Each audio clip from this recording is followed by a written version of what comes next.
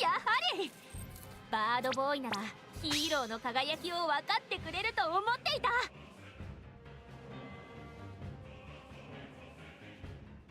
Hello?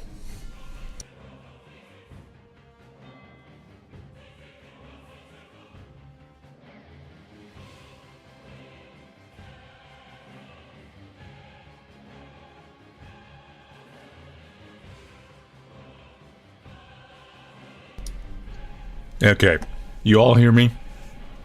Am I clear? Am I not clear? God, the chat is so fast, oh my god.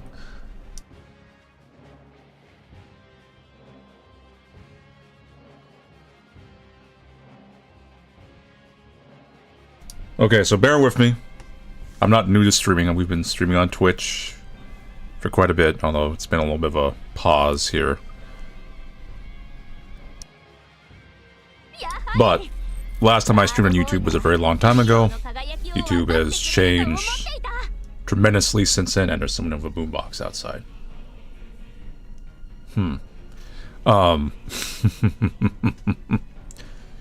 So yeah, so I'm kind of feeling things out. Bear with me. I think I figured out how YouTube works, but yeah. How's everyone doing out there?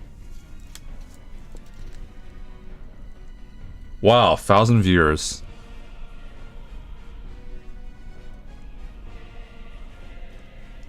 Chat rate 465. There's numbers on this thing. I'm learning things here.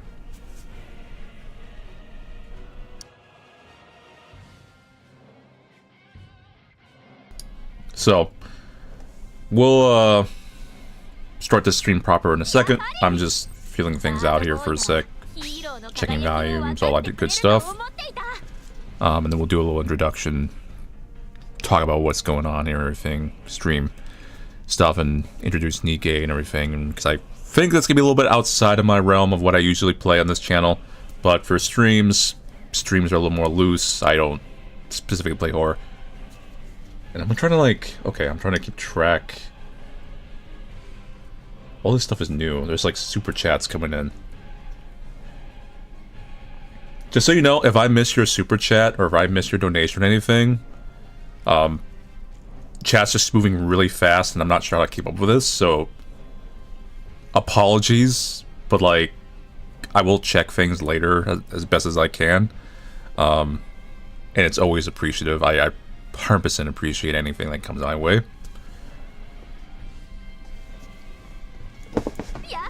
I did catch one message here saying manly gentleman, like union, blah blah blah. So there is an official manly badass blah blah. There is an official manly badass hero union. I will show that a little bit later. It's been around for a while. It's actually has some slots open, I think, or well soon enough.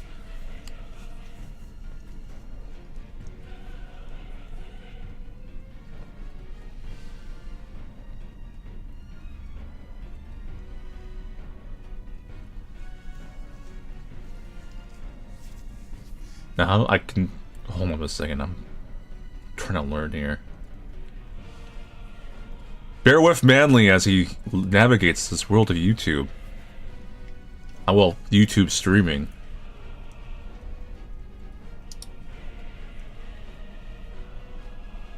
Oh, okay. Here I can click these.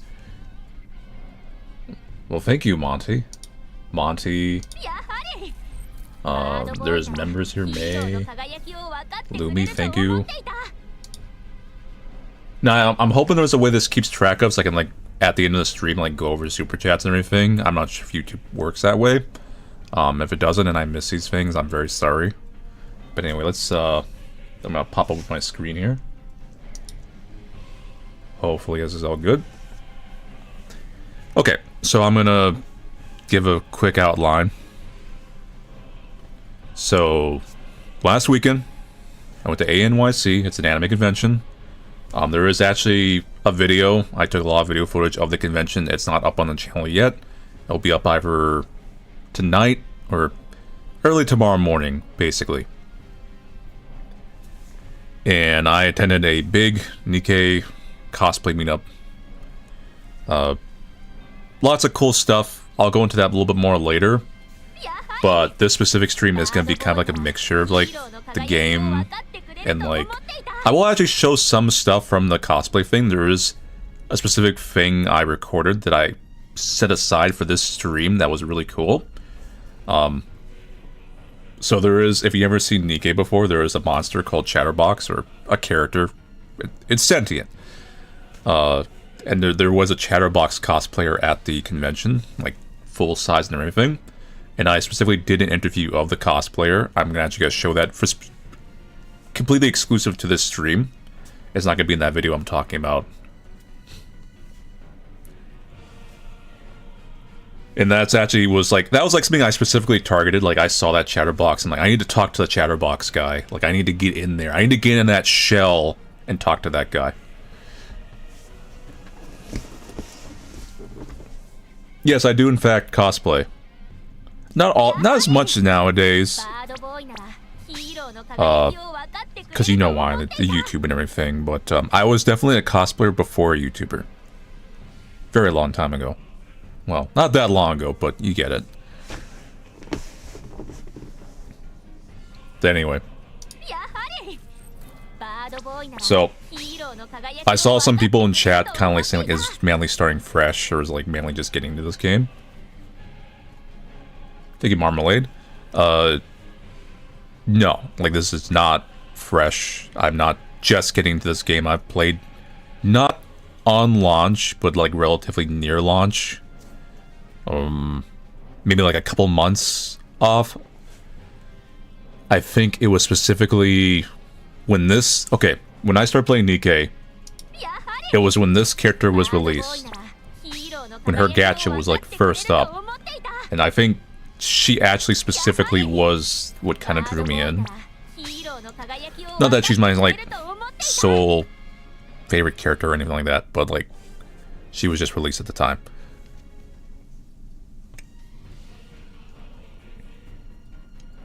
Well, not everyone knows what the favorite items are. If you haven't played NIKKE, you wouldn't know what the favorite item thing is.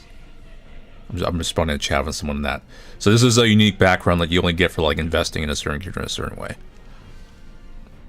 But I saw some people saying like Manly's some kind of PvP terror, and that is in fact true. I am in fact a PvP terror. Let's see if I can pull up levels. Now, I'm not sure if every character is safe for YouTube. Some of them are kind of borderline. So you may see me make some use of like this when I think someone's gonna come up and say like, I'm on YouTube. But for the most part, the characters I usually like use and stuff like, I don't think they're gonna be much of an issue. They're definitely more of like the badass leaning type than like full swimsuit mode. Yes, this game does have a lot of culture. Actually, this game is very legit. As in, like, it's not just, oh, you'll collect your waifus or something. Like, there is a pretty legitimate plot.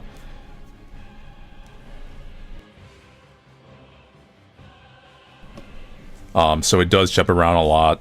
Sorry, I'm just seeing on the menu screen, but I'm just going on a rant about the game real quick.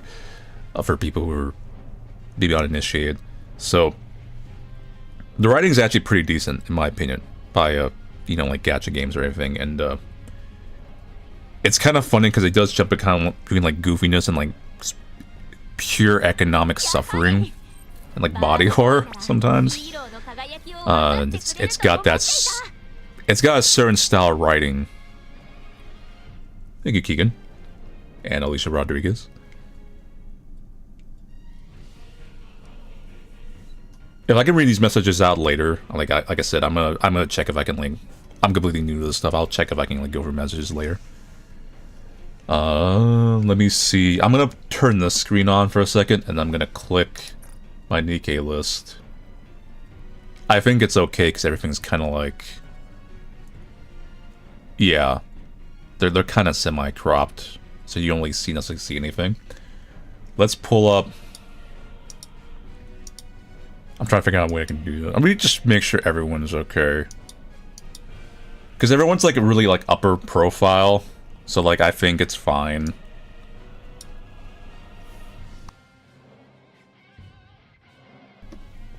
I actually do play NIKKE for the lore.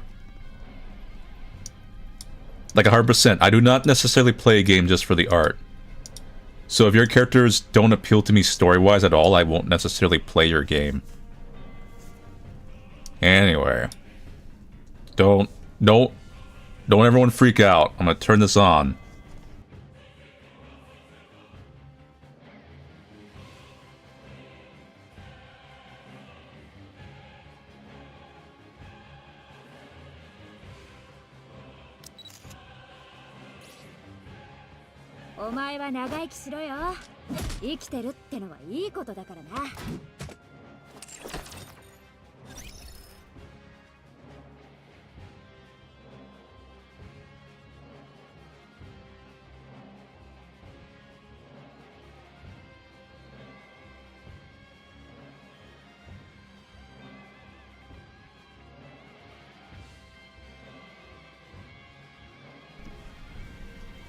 Anyway, so that's your answer to that. I think someone said I'm over 2 million power level. I'm not sure. I don't count my numbers. I might be. And I could be fairly... I think I'm level 668. It was 666. I was debating keeping it there for a while.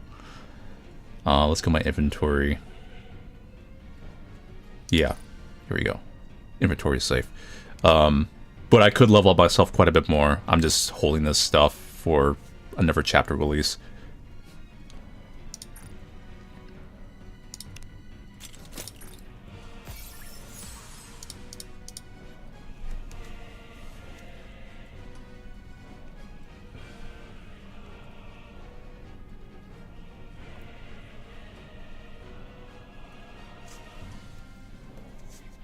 Oh, this game is very manly.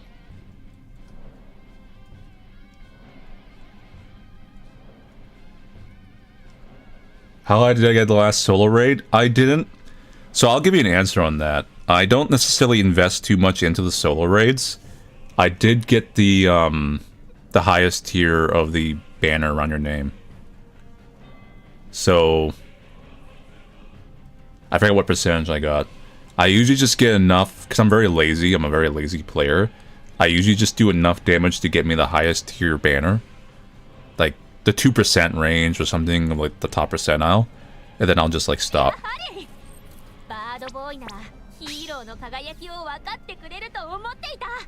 Shirtless Anderson is a possibility as a cosplay. It's not out of the picture.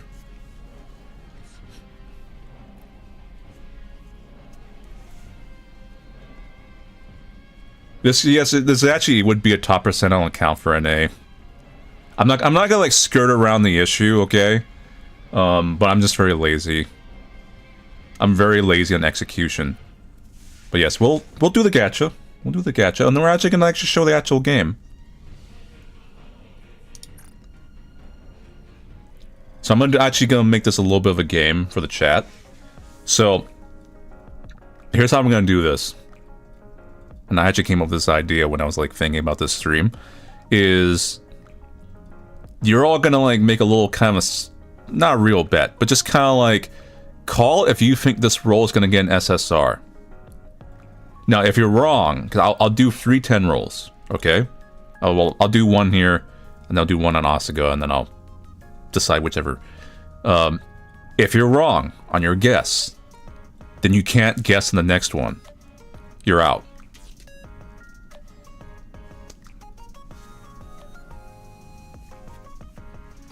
And yes, I have a lot of golden tickets. I'm saving all those for Cinderella. So I'm gonna let people like kind of say, like, if you think this is gonna be it, say, just say yes, or just say no.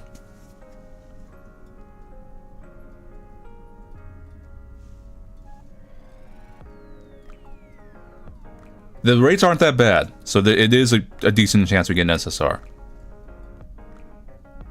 And on that livestream question, yes, we actually will, I do have like a mild sense of humor.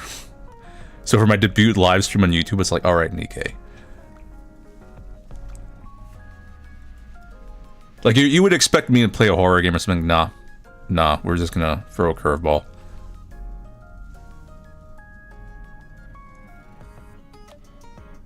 Okay, let's do it.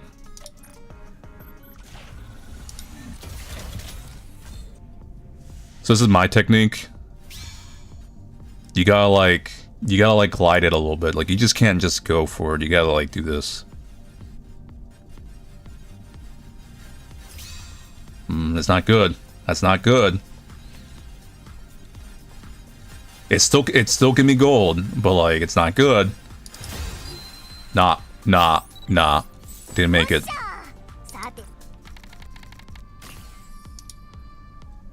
Let's see if Asuka does better. So if you said yes, you're out. Sorry.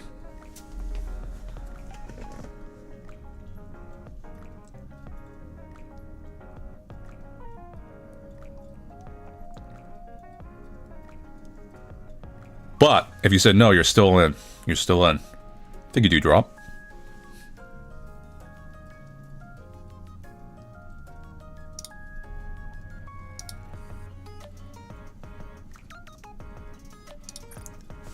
Okay. I have a better feeling about Asuka. I'm gonna call this myself and say this is gonna be an SSR. Just because Asuka is more spiritually linked to me. And I feel like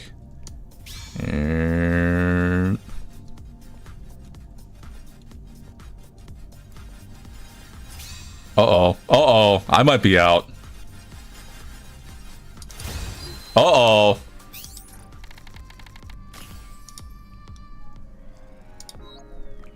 Now there's a chance we don't get any SSRs.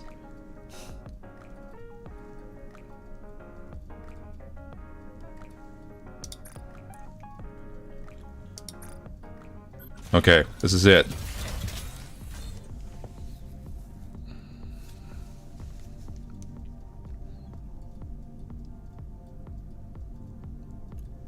So, alright, if this is a pilgrim, and now pilgrims in this game have a very low rate, they are the SSRs of this game, I gotta go do 20 push-ups.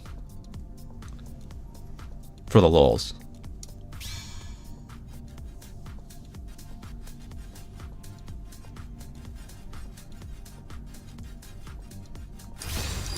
No.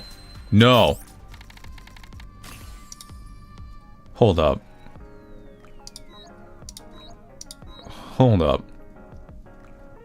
I'm gonna use my free currency. Hold up. Yeah, no, okay. It's cold. It's cold. It ain't happening tonight. I know when the game is cold, so if you play these type of games, when it's cold, you gotta call it. You gotta like step out, be like, you know what? It's not happening tonight. Now, if it's hot, and I've had this happen, I've posted on Twitter, I have evidence of this. Let me see if I can hold up a second. Let me see if I can pull this one up. I'm gonna put the in-between screen on.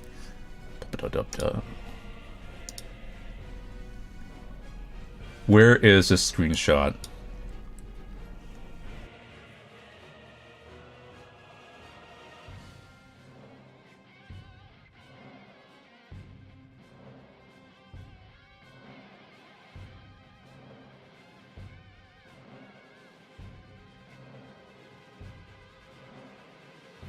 Hold on. Let me see if I can pull this on my screen. I need to add image. Source visible, no. Then unload image, we're not showing, yes. Let me pull up this screenshot here. This was very recent.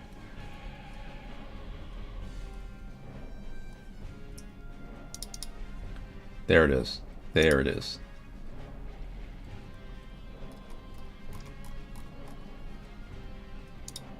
There. This right here.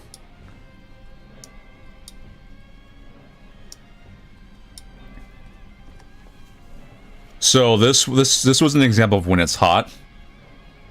So this one I kept going. This wasn't the only roll I did. I kept going, and it was just SSR, SSR, SSR, SSR. And as soon as it gets cold, like, you just stop.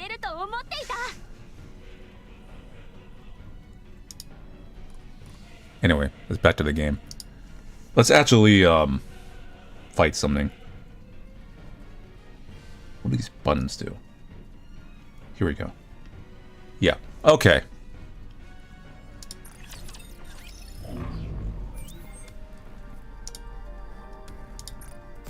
So the funny thing is, I'll go on. PvP is very broken in this game, as in like, not that it's broken, as in like the game's bugged out or it's like bad or anything.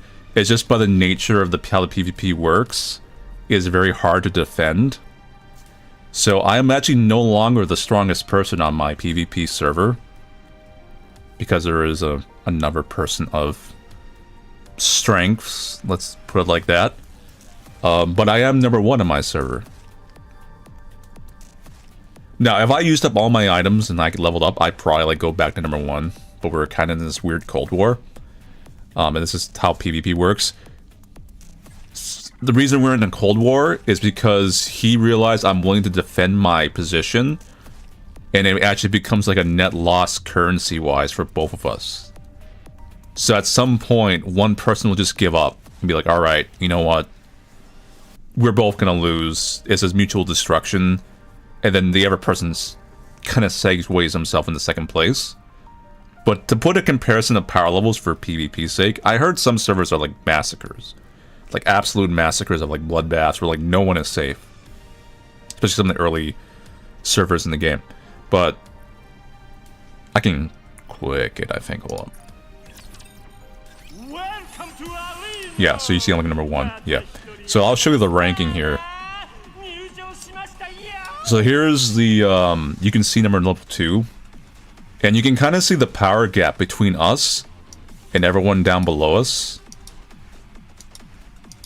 And this is basically the equivalent, like this is Goku and Vegeta right here.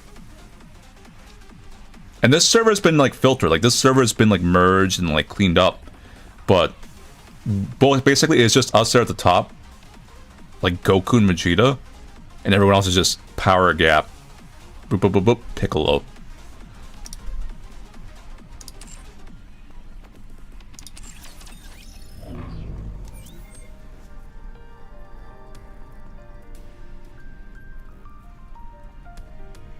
But if he were to go take my spot right now, I wouldn't care. I've held this spot number 1 for like so long that it's like whatever.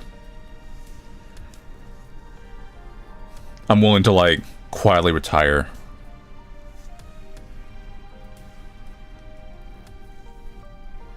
But anyway, so this is something they added in the game recently, like extremely recently. So I'll actually show some actual combat, because I actually do like the combat of this game.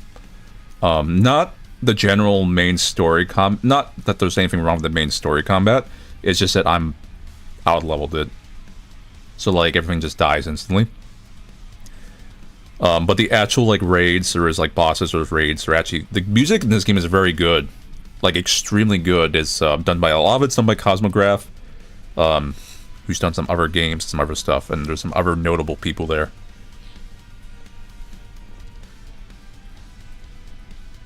But they added this thing because the previous content for farming is just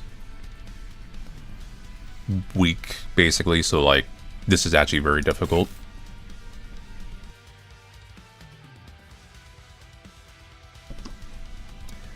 And before I go into this, essentially, I also want to talk about, like I said, I did attend an event, not like an event, but like a cosplay gathering or whatever at ANYC, a lot of NIKKE cosplayers. I will, once again, show some stuff from that. There will actually be a dedicated video to that. Click up either tonight or tomorrow. And I was cosplaying the commander, as in the main character commander. I've cosplayed the legendary commander in the past. This time was the normal commander. And I actually have a picture with another content creator cosplaying as the commander from NIKKE, Vinny Vinesauce. So we met while I was like with all other NIKKE cosplayers, which is funny.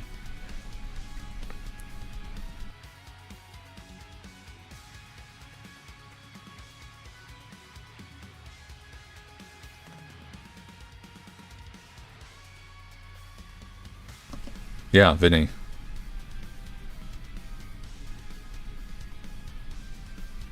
Now, Vinny wasn't cosplaying anything. There was some other Commander cosplayers, of course. Not like a lot. There was a few other ones.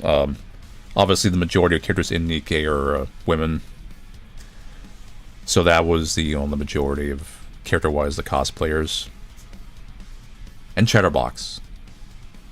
I think Chatterbox is a dude. But there could be a twist there, you never know.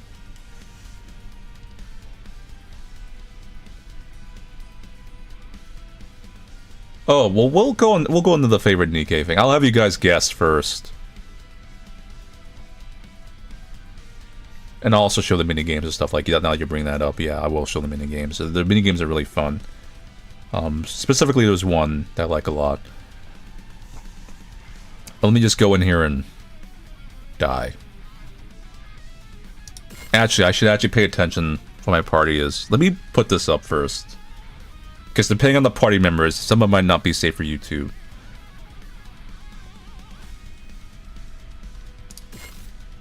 And I'm not even sure if some of these soundtracks are like copyrighted or not. Let me think about this. Oh, this team's not bad.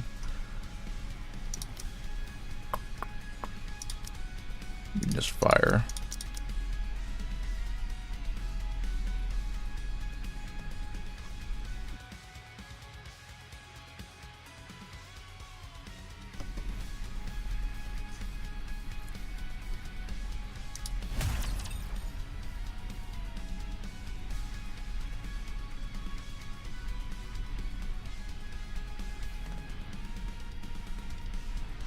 The cosplay was pretty big, the Chatterbox. I wouldn't necessarily say he's life-size, as in, like, a canonical Chatterbox would be the size of a building, right? A Chatterbox would not get into the convention center.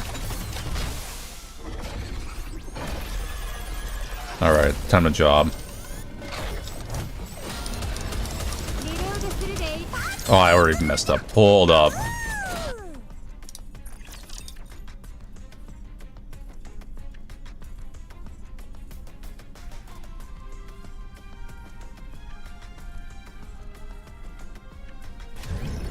The Chatterbox is probably like 7 to 8 feet, my guess. Guess it's gonna be like sloppy.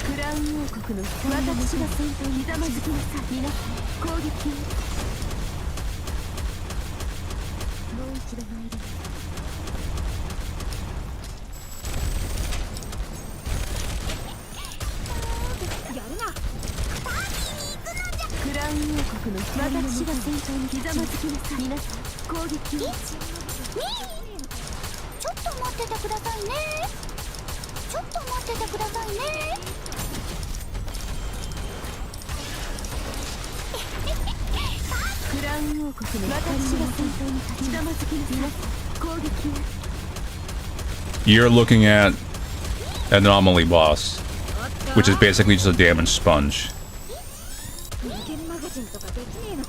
It's basically your dailies.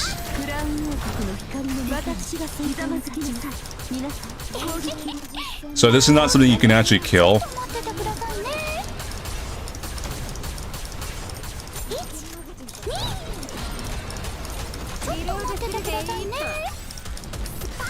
This is just something like you just do a lot of damage to it and like you get rewards.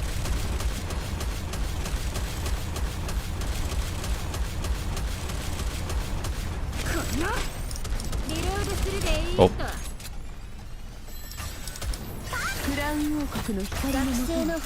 I gotta watch that.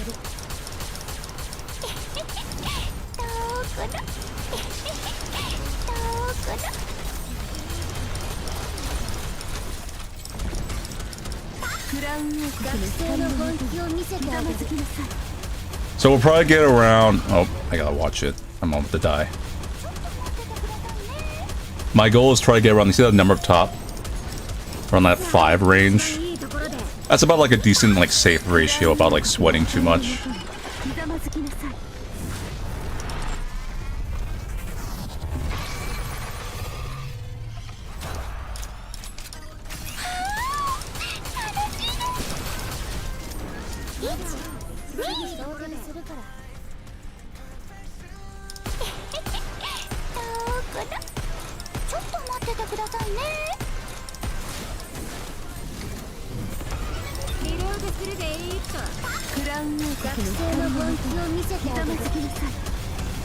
I do gotta watch it, I might actually die.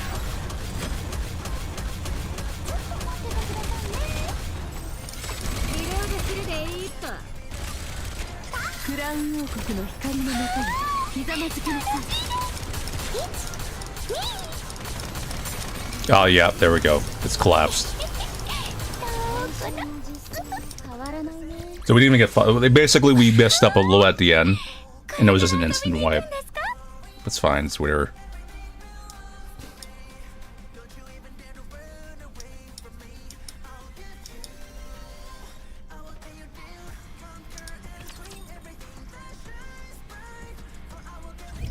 So basically, if any, well, I'm talking gamey stuff, if any of those texts at the end landed, you're basically wiping.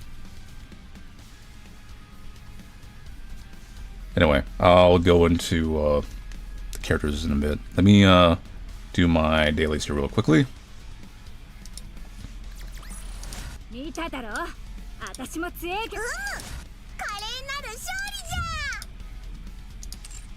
just gonna go through my menus.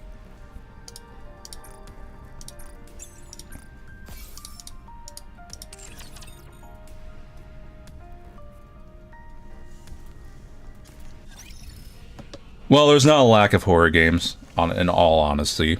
But streams definitely will be, like, things I don't usually play, like, publicly like this.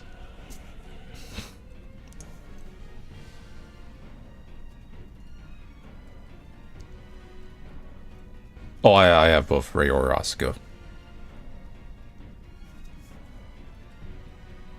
I will say I'm primarily gonna, you know, roll for Asuka, though.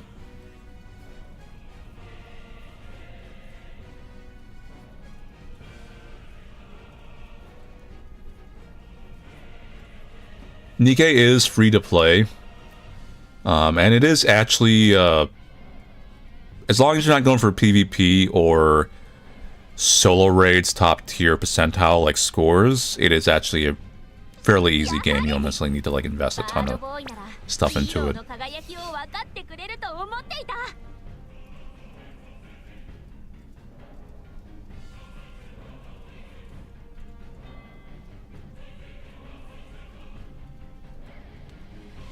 Make a deal.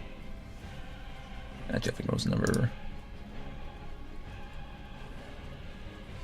Ray said, how many times did the game hit you in the feels? I would say the, okay. I don't want to necessarily spoil the story if you never played NIKKE. But there is a couple events in particular that are very, like, played straight. One of them is obviously Overzone. So Overzone, I think, is very, like, a very legit story.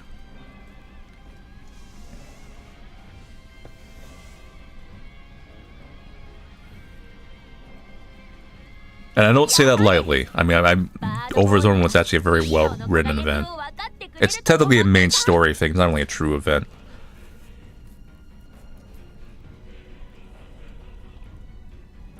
Oh, and yeah, Paradise was also very sad. Yeah, that was a very sad one.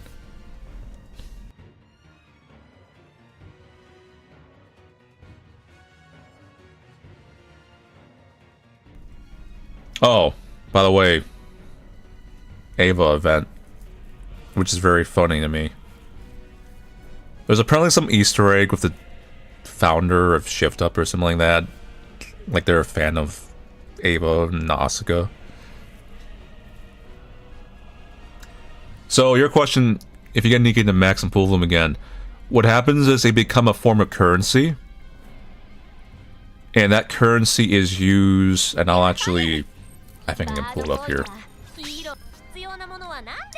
It's in here. That currency is used in this shop. So you could buy molds, which is you get 50 of these mold items. You can just take a shot at getting an SSR.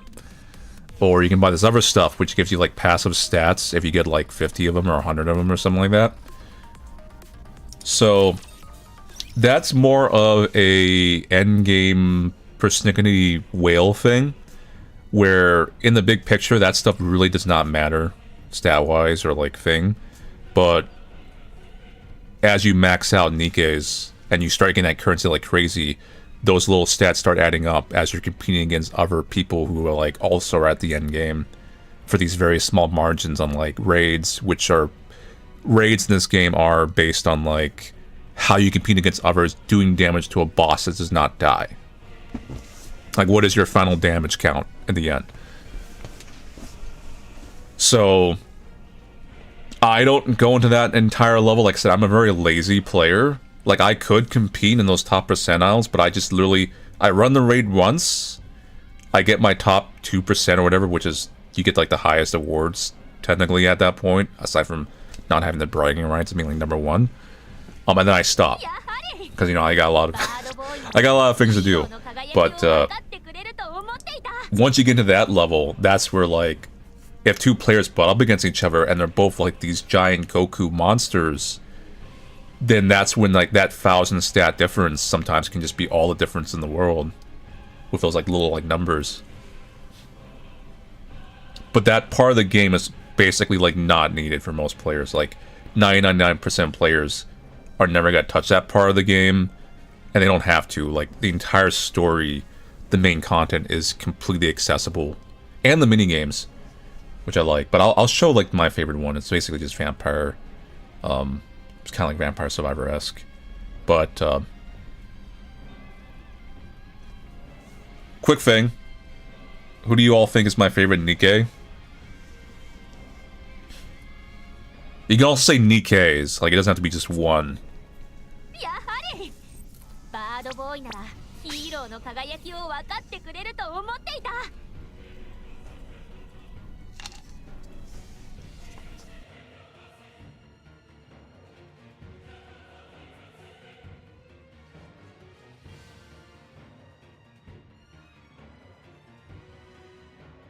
Someone said Shuyin. You are a brave person.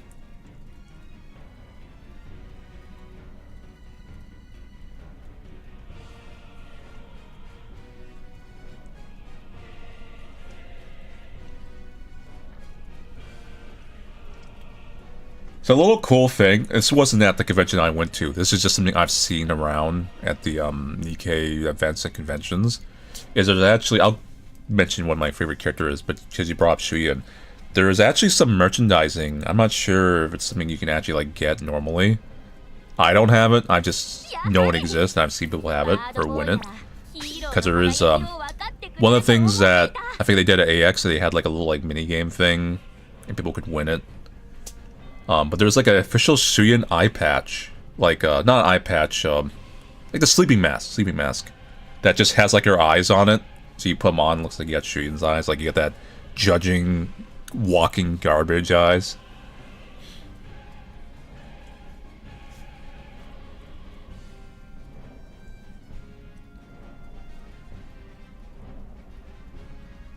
Thank you, Extinct Wrath.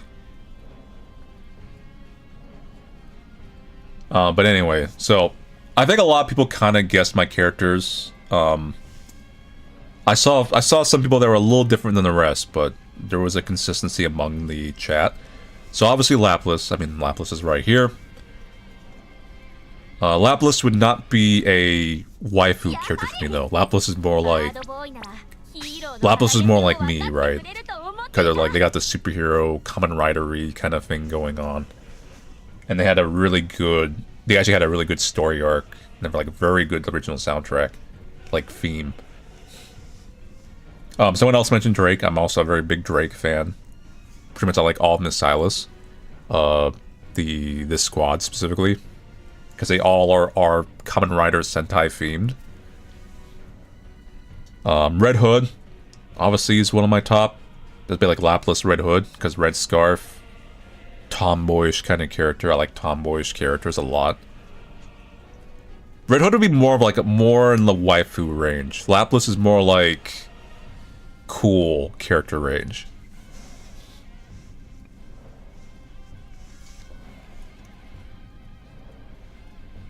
And similar with Drake. Drake is his character. I'll pull her up here, hold up. Put this on while this would be simpler than just like saying names. Drake, where are you?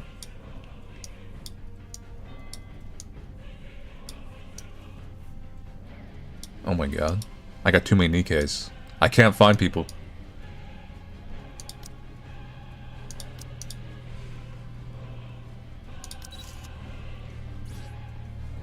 Okay.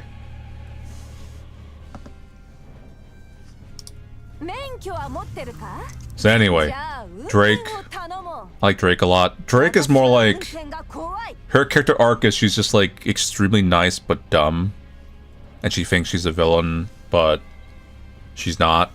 She's the type that's like, haha, I've given you $5. Now you are gonna buy some candy and like rot your teeth.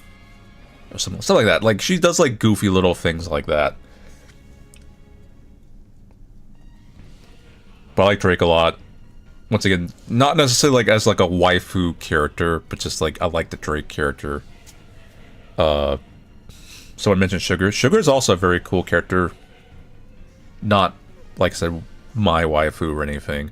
I mean, if you want to like be like, you know, yeah, I'd probably be Red Hood. I try to think, like the closest. I like Snow White. Actually, Snow White is kind of up there. Snow White and Scarlet. I'm gonna pull her up. We gotta turn this on to be safe. Occasionally, when suckling for the characters.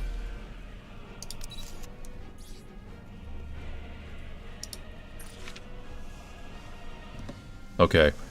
So this is just a skin. This is not what actually Snow White usually looks like. Snow White usually looks like this. So I like this character a lot. When I first saw NIKKE, this character really appealed to me, aside from Laplace, because I like that kind of, it's still very tactical and like futuristic tactical, but it's still got some aesthetic, right? Like it's not so tactical like where it's just a complete blur of just armor and everything or whatever like that. It is got some design to it. And she's relatively like lower key. Like I like how she's kind of like low key. Like she looks like someone who's been out there just surviving, just like that's her character. She is just out there out in like the post-apocalyptic world, finding the raptures, which are those robot things. Just self-sustaining, eating spiders, or whatever she can find. And then Scarlet will bring her up.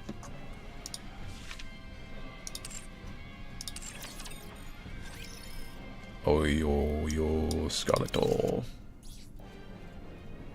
Actually, I'm gonna bring up, Black Shadow Scarlet. Hold up. I like Black. Black Shadow's got the edge. Okay. So Black Shadow Scarlet, this is just the prequel version. There is a normal Scarlet, that is the modern version. This is just a flashback version.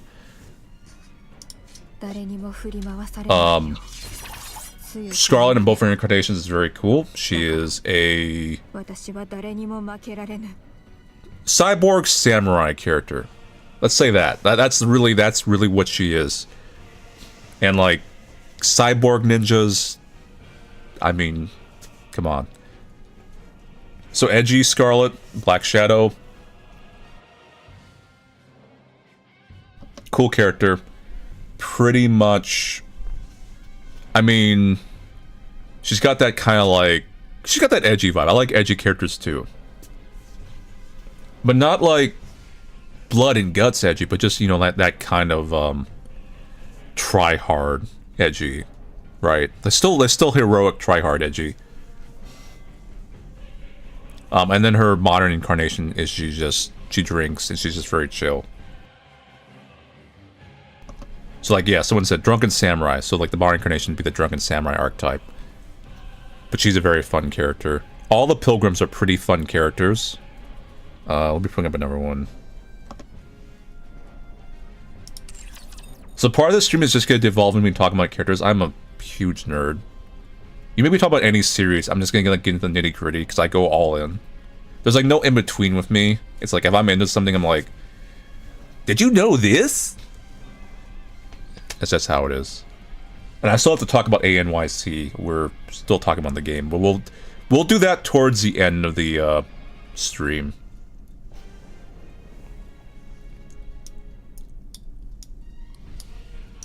There's another character here. I don't think she's as safe for YouTube. She's not terrible, but I'm not going to risk it. YouTube sometimes. You're welcome to Google her. Nihilister. She is a dragon girl. The story does not treat her too well. But I really like her design. I really like her character. She is never one of those type of archetypes I really like. I'll let you at least hear her in the background if you never like encountered her before.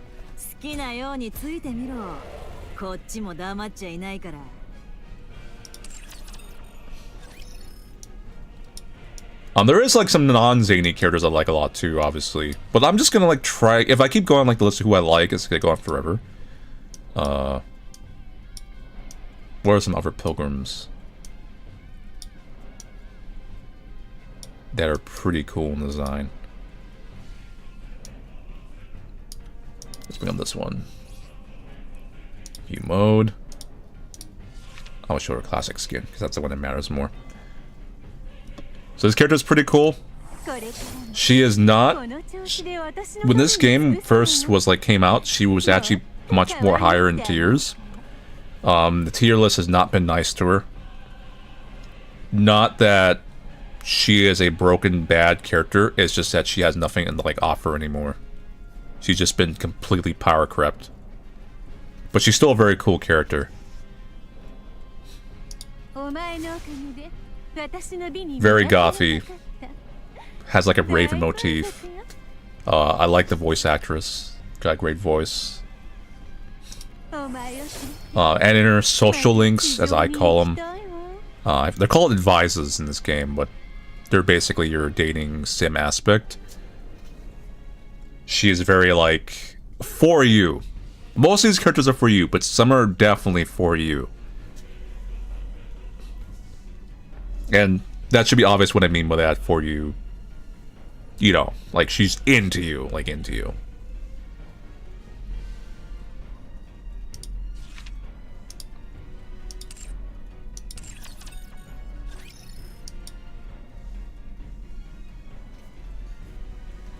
Yeah, this does have a, this is a power, okay, so power creep, I wouldn't say it's a hard power creep because it's not like the people who are power creeped ever stop being useful. And you as a player may not necessarily have every character in the game. You may not be me, who gets at least like one copy of everyone, even if they're bad, just for collectability. It's more like if you have access to everyone, that's when the power creep comes in. But there's a plenty of content that requires multiple party members, specifically the raid parts, where you have to have like 5 parties and you cannot overlap them. That's when you definitely need a variety of characters. You just can't have your just one ringer team. So unless you have everyone in the game, that's when it's like certain characters are not getting power crept for you. But certain characters obviously are weaker versions of another character that's being released later because they will occupy the same role in your party. Because this is a party building game, you cannot just like slap your top tier characters. You need to have your supports, your buffers, your survivalists kind of things, your damagers. There's a lot of synergy and passives and stuff. There's a lot of like number crunching in this game that if you're an RPG nerd, that you'll really get into in that part.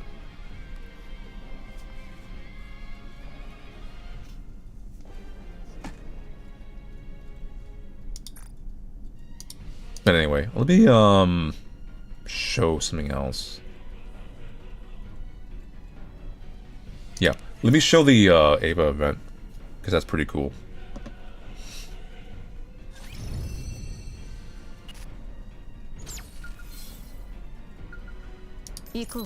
Anyway, this is the EVA event. I won't really necessarily show the story for this, because you're just gonna be dropped in like the damn middle of it. But essentially, it's a collaborative event. The stories are not gonna be really that very canon for stuff like this. It's just like, oh, cool. Oh, let me get my login stamp before I forget.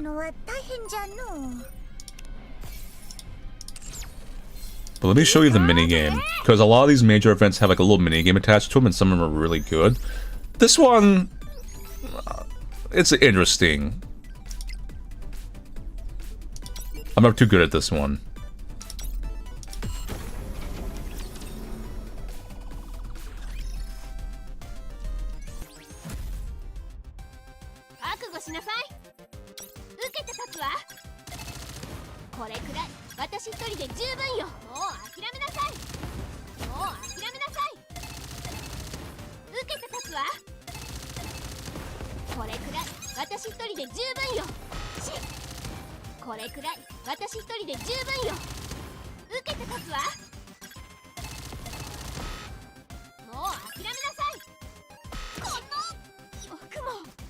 Yeah, I'm not too good at this one. It is basically a hit the things and they're like, it's like a Simon Says minigame, but cute chibis.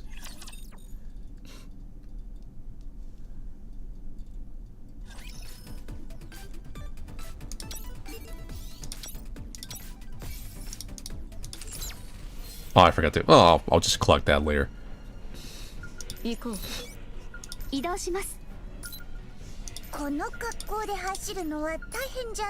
really went out for this event, though. Like, they really add some custom UIs and stuff to make them EVA themed. Like, that's completely unique to this event I've seen so far, and I really like it.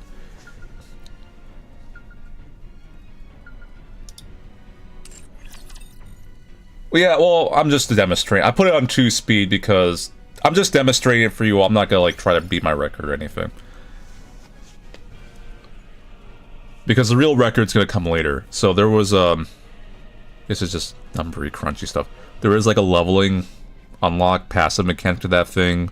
So theoretically, the true, like, ranking's gonna happen later when, like, the full event's, like, unlocked.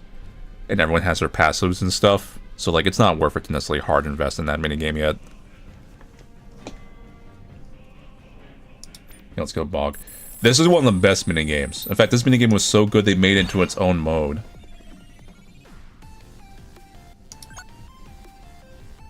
Man, my unit is not actively playing this. Now, I played the, so when this came out, I played through this fully and beat it, like, 100% completed, did the challenge mode and everything. I have not played the standalone version, so, like, obviously you wiped your save file for the standalone version like this is. So I have not really touched this that much. So this is gonna look very bare bones. But let's just go in and demonstrate real quick.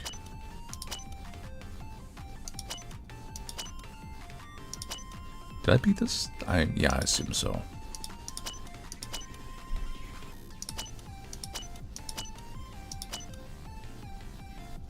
We'll just go in and just do something real quick.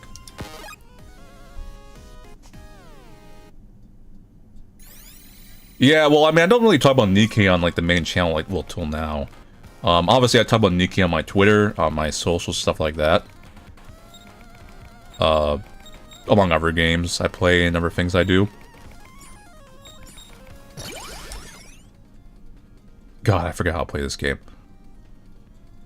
So, you're gonna see me job a little bit. Well, I'm not gonna job because this is just the easy difficulty, but I'm just gonna choose, like, random stuff. I'm not gonna focus too hard on this. This is a new weapon, homing laser. Interesting.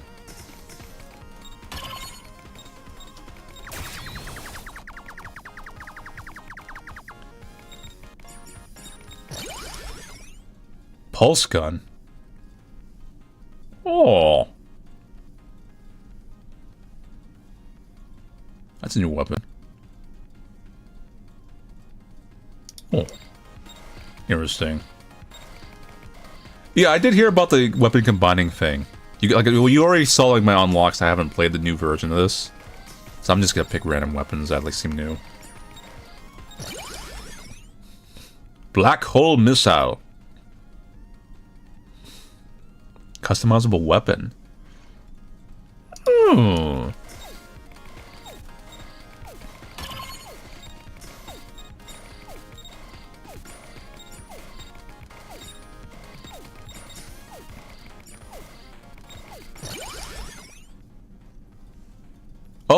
Yeah, you can increase the speed. It's also a combination weapon. That's helpful.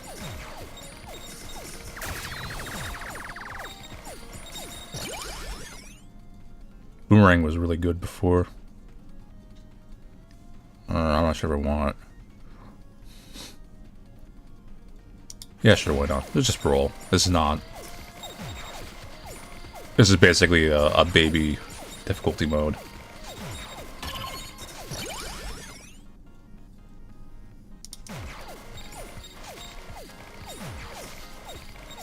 This mode gets really crazy on the when you go into like the higher difficulties. I really like this minigame.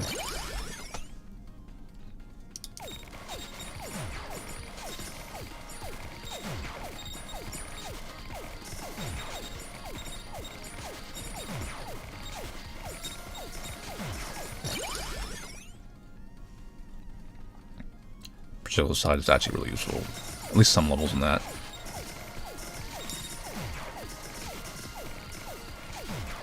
I'm just gonna sit here, let this build up, and I'm just gonna use that magnet real quick.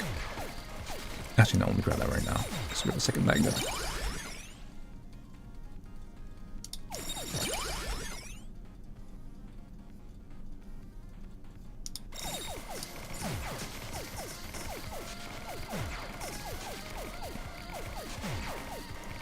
Yes, I went to ANYC on all... Oh god. I went all 3 days. So I was I was only cosplaying 2 of the days. I think there was NIKKE of like meetups like all 3 days, but I only went to like... I mean, I was at the meetup the 3rd day, but I wasn't cosplaying. I just like showed up and like, oh, more NIKKEs!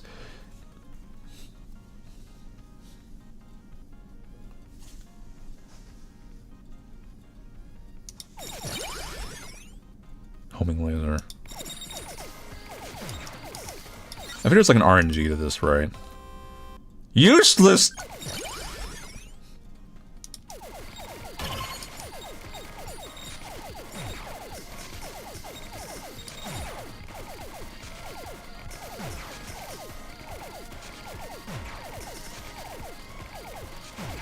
I might have actually, now that you mentioned, I might have seen you go by. It seems familiar. But I was glued to my camera, you know, like recording stuff. Like that's the first time I've really gone to an event, a convention, and like actually recorded. Like I picked up a new camera and everything for this. Because in general, I mean, because I did kind of think about like, I am going to like, you know, events and everything, like conventions and whatnot. Like, why am I not filming some of this? Like, it doesn't hurt. Like, obviously, I'm not a convention cosplay channel. No, I don't mean that. I just mean like, well, if I'm going anyways, I might as well like cover some what I'm seeing and doing there. It'd be just kind of a little fun on the side.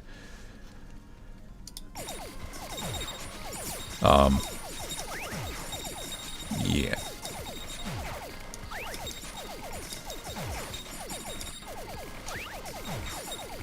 Yes, I did meet Vinny at ANYC. Like I said, I met him while I was like cosplaying NIKKE.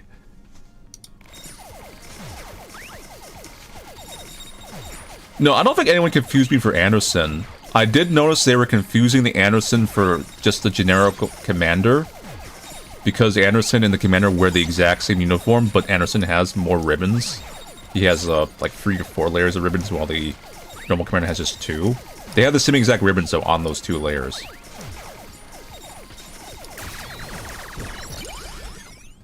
I studied a specific... Oh my god.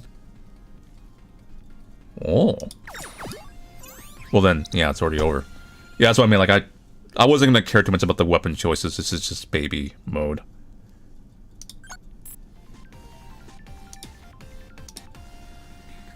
Dwarfy.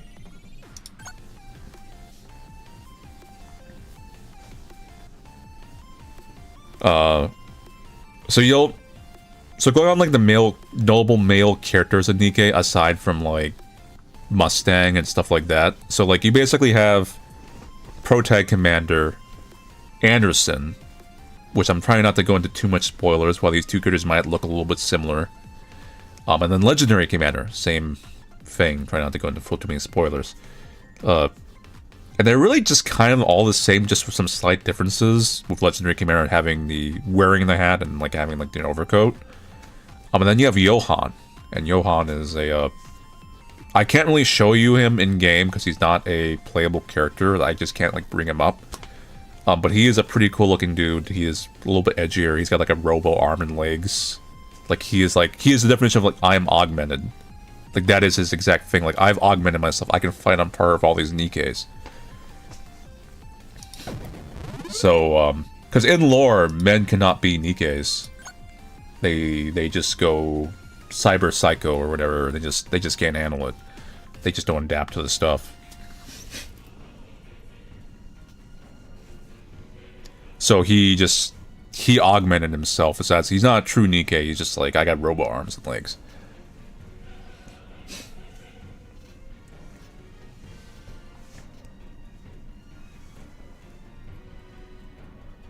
True. I could use the archive. You're right. Actually, let's do that. Hold up. Wait, I don't have to. I'm just going to my outpost. I don't have to worry about that.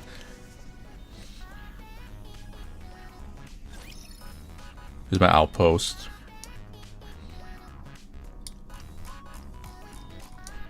Let's zoom in and enhance.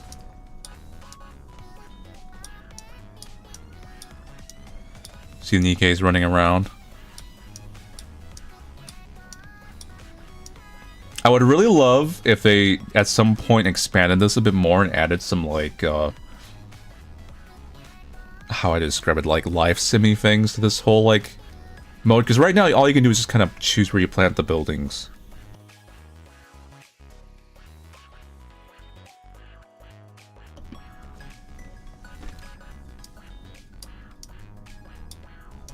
But I do really like this.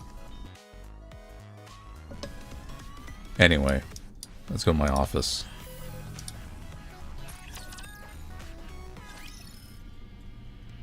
Recollection. Let me put this up here in case there's like major spoilers.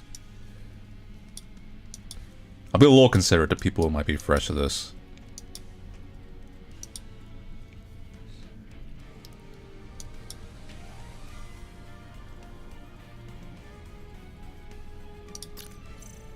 Let me see if I can find one of Johan.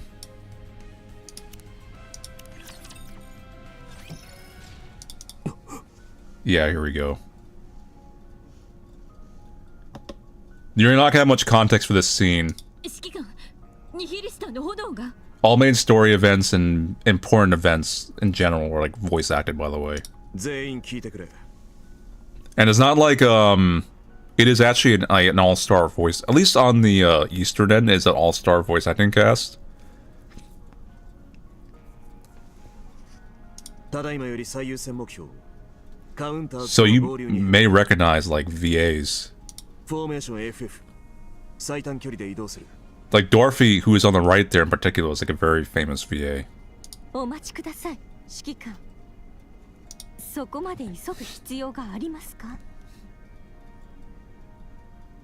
あのままもう少し放っておきましょうよ。ニヒリスターだって無限の動力を持っているわけではありません。ああやって見境なく暴れていれば、いつか火力が落ちる時が来るはずです。そこに私たちが乱入すればいいのでは？ Doro. Doro is a big meme.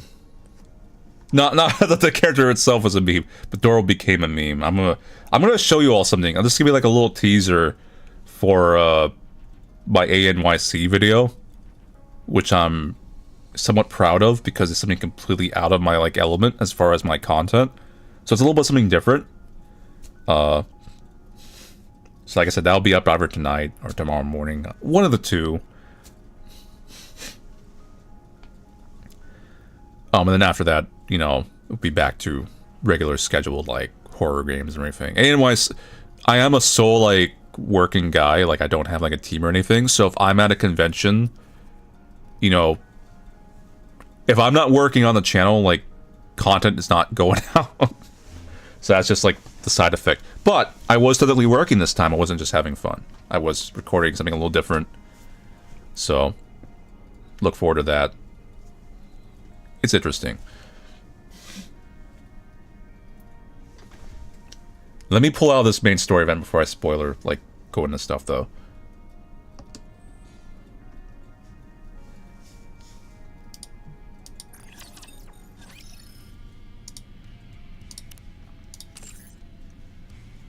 I wouldn't say, I mean, NIKKE is not the type of thing you, like, sit here playing constantly. You kind of just, like, tap into it occasionally.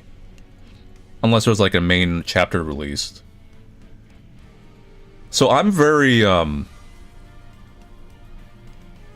because of the channel and, the combination of the channel, the scale of the channel now, and then the, just, you know, life in general, I'm a very busy person. Like, I don't get very much free time. So something like NIKKE is very conductive to my schedule. So, like, while I'm editing, I can, like, just have it on the background and just going through my dailies or, like, doing, like, fights and stuff because it's relatively automated. Unless you're fighting a raid boss, and it's like, you gotta be on your A game. Like, you gotta be, like, there.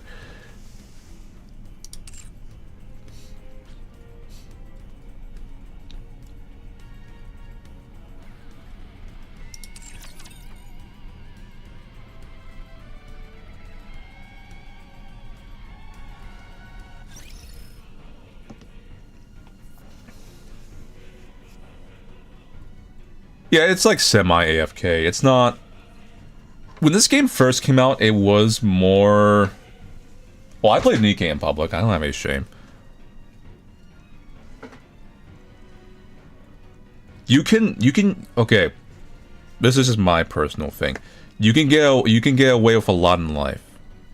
If you just have the confidence and, like... You gotta be a Chad. And, like, you just can't be, like, big and muscular, like, oh, you're a Chad, you can get away with everything. It's a kind of, like, facial expression presence thing, where people don't question you. At best, they just think you're an eccentric, successful person. That's the point you kind of want to hit in your life, where you can play this booby anime shooting game. Well, not everyone has booby, but, you know, and not care. Like, obviously, I'm not going to shove it in someone's face and be like, look at game! Look at game. No, like, you know, but if someone, like, peeked over my shoulder and saw the game, I wouldn't question it. They're not gonna question me. I've never had that issue in my life where, like, someone's, like, looked at me and living, like, just garbage. Well, I'll have the sound on. I don't have, like, earplugs or anything. I like having my, I like knowing what's around me.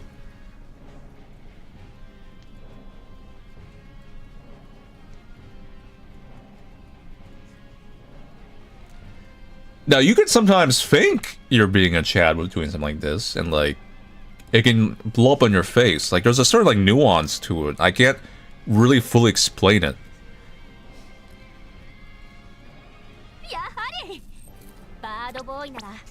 It's an art form that you'll develop over time. Like, it's not something you're just born with, and, like, oh man, you're the Chad NIKKE gacha player public guy.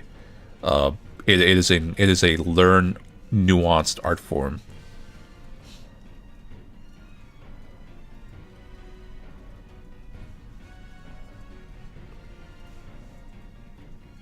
But anyway, I think I've showed quite a bit of this game. I'm gonna kind of keep it in the background. I might click into certain things here and there. But I'm gonna go over my, let me pull up, there's something I want to kind of, I actually want to show you my interview. Like, I specifically want to play that. And let me see if I can bring that up here cleanly. Hold up. I need to bring up the Doro, too. Well, you'll see the Doro in the interview, so, like, okay. Hold up one moment. Let me see if I can pull up the video.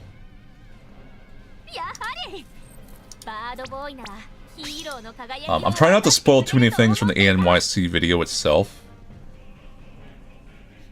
So I think I've covered the basics. Like, I cosplay Commander. was a few other commanders. There was a chatterbox. There was like 5 to 10 Rappies and 5 to 10 Asukas. And there was an EVA Unit 1 that was very cool. I believe the EVA Unit 1 cosplayer came from Japan. I could be wrong. They definitely were not from the US.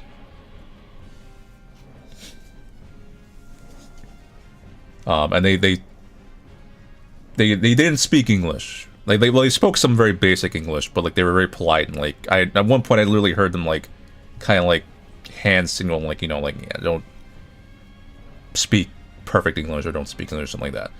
But like you can communicate easily enough. Like, hey, Unit 1, just wave to him and be like, do the thing. And there's a picture of me. It's on my socials, but there was like a thing of me, like I did the Kaoru thing, where like, you know, like Unit 1's like holding Kaoru and like pops the head. I did that like pose with AV Unit 1.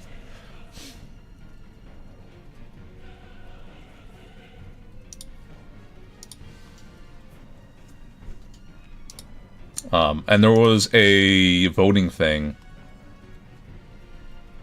where there was a big score tally thing being carried around by the Rappies.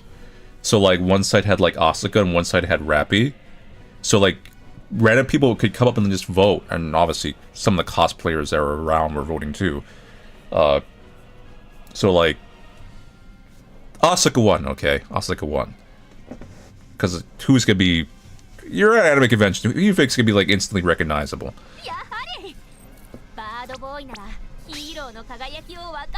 It was very funny. Like it was just, it was a very fun time. Everyone was just kind of like very reacting. Everyone was like very in character.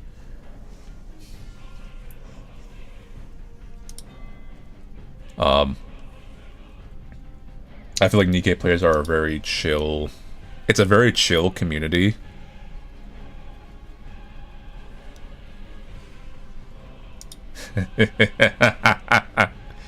Yeah, I won't go too much into the Rappy memes, but I know what you're talking about. Alright, let me... Where did I need to find the video. I want to play the... I want to show you the bit of the chatterbox if you haven't seen it. And then I want to play the actual interview video I did with this guy. And I'll probably upload it separately at some point in the near future. Maybe not on YouTube, maybe on like another platform. So let me pop this. I'm not sure if these are going to capture correctly.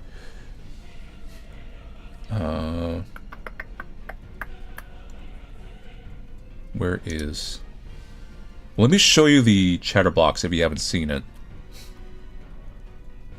First, let me find a good video chatterbox that really shows what we're dealing with.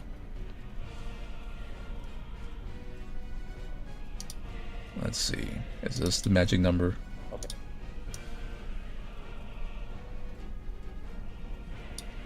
No, this one's kind of like in the distance.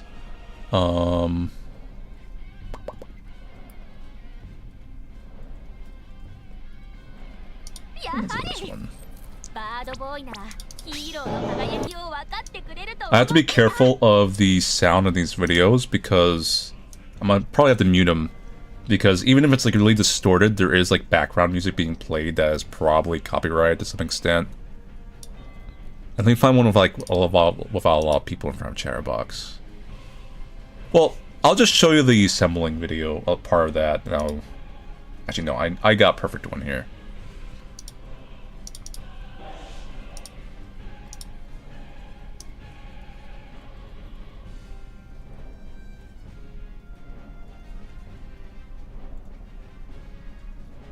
Well, no. Let me. You know what? Hold up. I got an image of chatterbox. Hold up. Let me get.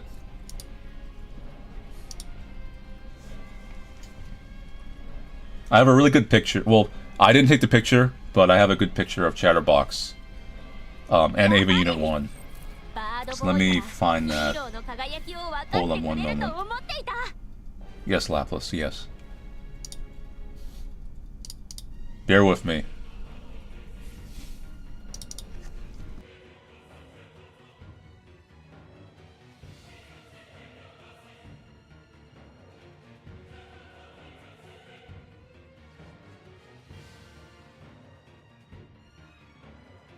Okay, I think I got. Here we go. We don't got. It's so huge! Hold up. The resolution on it's so high. With the screen. There we go.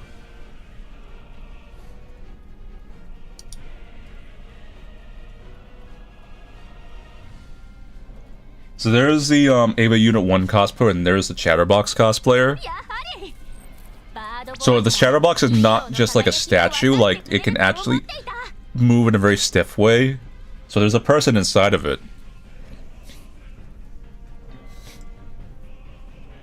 And there's a picture. I actually took a video of me pogging at the Chatterbox. So it's like that.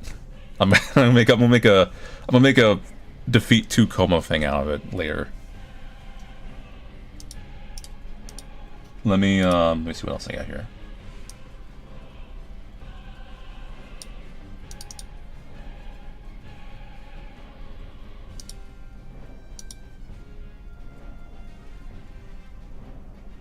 Yeah, there's the EVA Unit 1 cosplayer, and there's the Chatterbox.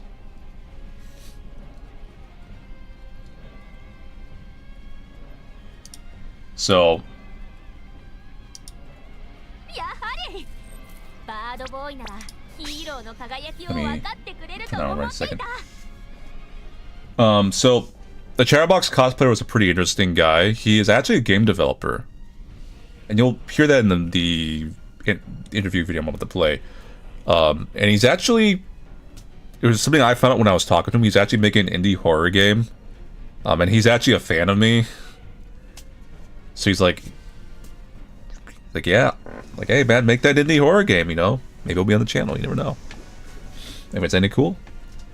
But he was a very creative dude. And he'll go into it, but like, he's been a game developer, like not just like he just started, like he's just indie. Like, I think he's done some stuff for Blizzard and some other things and some stuff like that. So let me see the best way I can play this video. Hold on one moment.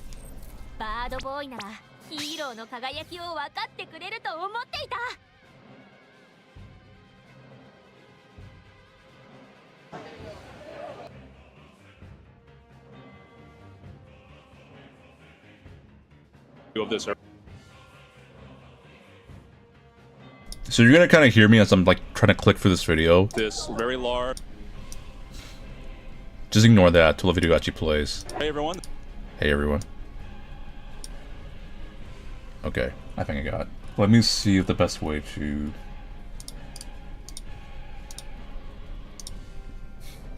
I think this will work. Let's try this.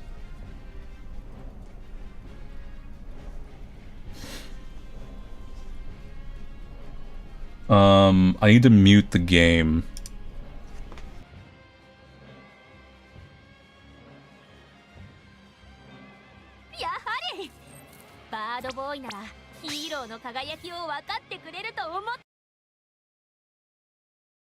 Alright, and then let's try this.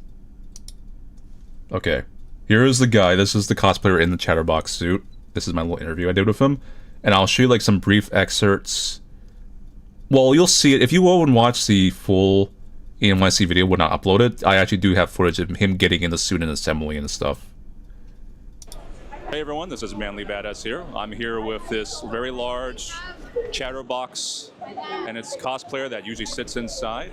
The sound is okay on this, right?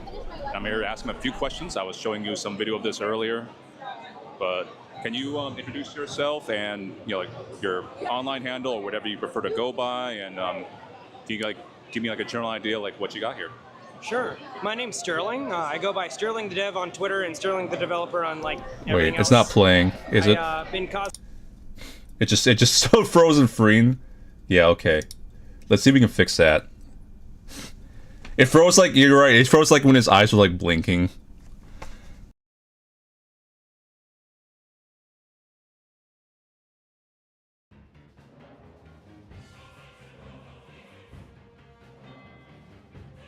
But he does look tired. Okay, so the reason he looks tired is because he's been sitting in that suit, sweating. That's not my face.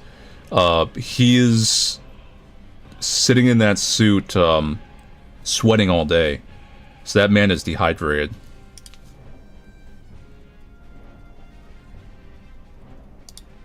Let's try this one.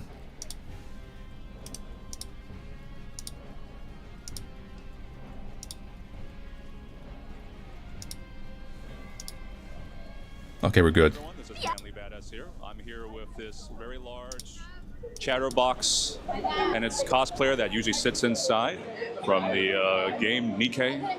I'm here to ask him a few questions. I was showing you some video of this earlier, but can you introduce yourself and like your online handle or whatever you prefer to go by, and can you give me a general idea like what you got here? Sure. My name's Sterling. I go by Sterling the Dev on Twitter and Sterling the Developer on everything else. I've been cosplaying for about 11 years now. I am a game dev and a cosplayer, but more recently, in the last, I say 6 months, doing way more cosplay content because it's just been working out. So that's where I'm at right now. So you say that you're both a game dev and a cosplayer. So are you, because this looks like a pretty elaborate thing, so are you how are you able to balance both this? Are you working this stuff? Because this is not as simple you just buy it and go about cosplay. This is something that you would have had to put some work into. It's how are you balancing that? Or is one kind of going over the other, or are you just kind of synergizing that? Or his name is Sterling, oh, yeah. literally. It's an ebb and flow, and I think a lot of people, if you do two things, when you're doing one long enough, you really ache for the other one. At the end of a really big cosplay build, I'm oh man, I really want to work on, my game dev build and with all my other stuff, and I got to get the boys back together. But then at the end of doing a big stint, when you're close to a Steam release, you're oh man, I got to make the suit again, And so I kind of ping pong back and forth. I'm still trying to find that balance. I don't think I've found my perfect one quite yet, but we're getting there, But yeah, I think this year it's been better than most, so far anyways. Okay. Now I'm going to ask, well, I'm actually kind of curious about your game dev stuff, but we'll get to that afterwards. So what I want to know is, because I took some shots on the inside, some of the construction a little bit, some of the thing. So what is, you would say, the most convoluted part, kind of building this thing, something that really it doesn't have to be a complicated thing, just something that really made things difficult, took a lot of time or meticulousness, or something that you're proud of in this construction that you figured out, or did a little ingenuity kind of stuff? I definitely say the foam work was the easiest part, and I kept waiting to just get to the foam work because I've done that for many years. The hardest part for me definitely was just getting the scale and the construction to be sturdy enough where it could just survive, and I could survive with it. And so my first step was I 3D scanned myself, and then I 3D modeled Chatterbox, because it's really hard to find a ripped model, so I just modeled them real quick, a low poly, and try to get vague estimates on how big he was going to be. And then I had to kept scaling him down until his waist was basically my waist. And then that was still a little convoluted, so what I ended up just doing after that was I just took a big projector and I just shined it on myself, and we moved the projector up until I was standing, and it was just I fit in the silhouette best I could. And then I traced that on a giant sheet of paper, and I used that as my guide when I was building the PVC skeleton. And eventually, so I built it in 3 months, 400 hours, basically full time during those 3 months. And 1.5 of those months was just on the construction of the PVC skeleton, because I had to make that as solid as humanly possible. I didn't expect to build him to go multiple cross-country trips, but I'm thankful that I spent as much time as I did on the internal construction, because he would not have survived if he was mostly foam or anything like that. Now, what is kind of your how long have you been doing this cosplay stuff? What is your kind of philosophy about it? Is it a hobby? Do you feel your projects like this really make you enjoy it more? How has your perception of cosplay changed? How has things changed in general? Just some general details about your feelings about what you're doing here. And well, So I love cosplay. I think everyone here does. But I originally got into it because I really like League of Legends, and it was blowing up in like 2012, 14, like kind of everyone, right? You know, I'm sure everyone's like gotten pretty close to or have in the cosplay community to getting into League. I was just like so jealous of all the cosplays. They look like they're just having so much fun. And it's like a self-imposed title, much like an indie game developer.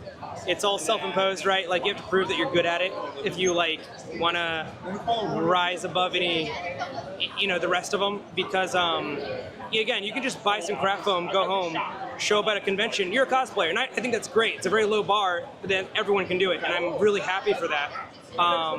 So you know, but if you want to stand out, you really have to have like a really cool gimmick, or do something that no one else is doing, or just kind of go big and ridiculous and just see what happens. I cosplayed like pretty meta traditional kind of stuff. Like I did like Victor from League of Legends a few years ago, did Caustic from Apex Legends again, and while those like did really well in cosplay contests and stuff, it wasn't like something that I was like ecstatic about. And that like I was just like excited to show, literally just show people, because I would round the corner and then they would see Caustic, but I'd be among like, you know, a bunch of other Apex cosplayers, and you know, I was one of the bunch. I don't have to be like a special star or anything, but it's really cool to have something that other people don't have or haven't seen, and just do something that kind of breaks the silhouette of like, you know, like 20 cosplayers in front of you. Plus, as far as NIKKE is concerned, I've noticed a lot of photo shoots were kind of like very samey at times. You know, there's a bunch of awesome NIKKEs and a few commanders, awesome, right? But like, I really want to provide like a backdrop or something to shoot at. And so I'm like, you know, I love Chatterbox in the store. I know everyone else hates them, so I figured I would just, you know, pull the trigger and do them. Now, you just mentioned kind of like a reason, like one of the reasons you chose Chatterbox. Why NIKKE? Like, are you like a big NIKKE fan? Do you have like NIKKE friends? Oh, and on top of that, who is your favorite NIKKE? Oh God, so that's kind of a big question. It has to be like one, but like that. Answer the other stuff first, and you can answer that one. I really, really, really like the Overzone event with Dorothy, and she became like my favorite character by far. I think that whole thing is tragic and awesome, and you know, it's a gacha game at the end of the day, but then you like start to tear up and you're like, what the heck happened, you know? I love NIKKE. I've been playing since the Chainsaw Man event, so pretty close to release. I think that was like around 6 months or a little bit more after release. I've been having a great time. I really only ever play one gacha at a time, but ever since NIKKE stung me, I've been just sticking with it. And it's really easy to stick with it, you know.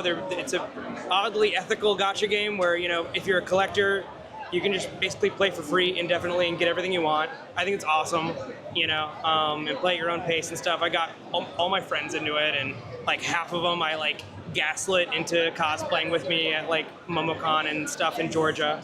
And yeah, it's just something that's like really cool to share with people. Like everyone I've met in the community has been like cool as hell, really chill, and really inviting to like, you know, do collabs and hang out with and just share. Okay.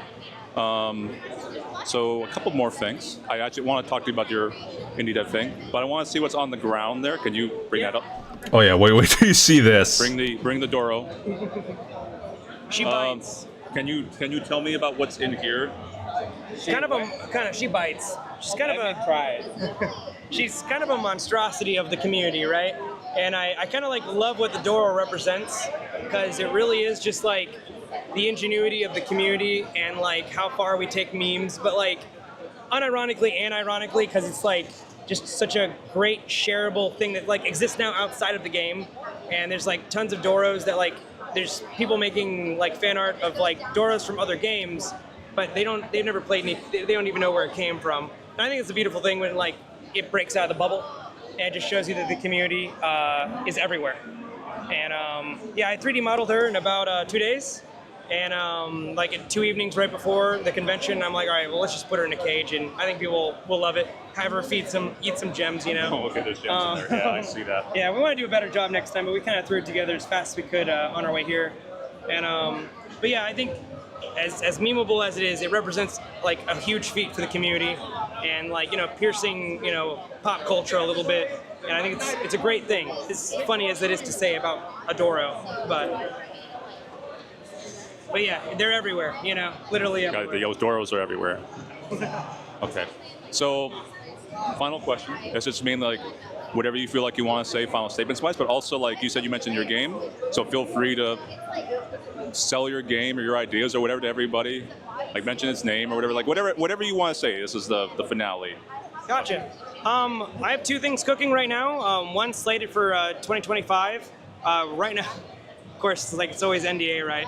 I can't speak on all of it right now. Yeah, I've been in the industry for about 6 years. I worked for a remote company called Fathom 7 in Georgia for a while.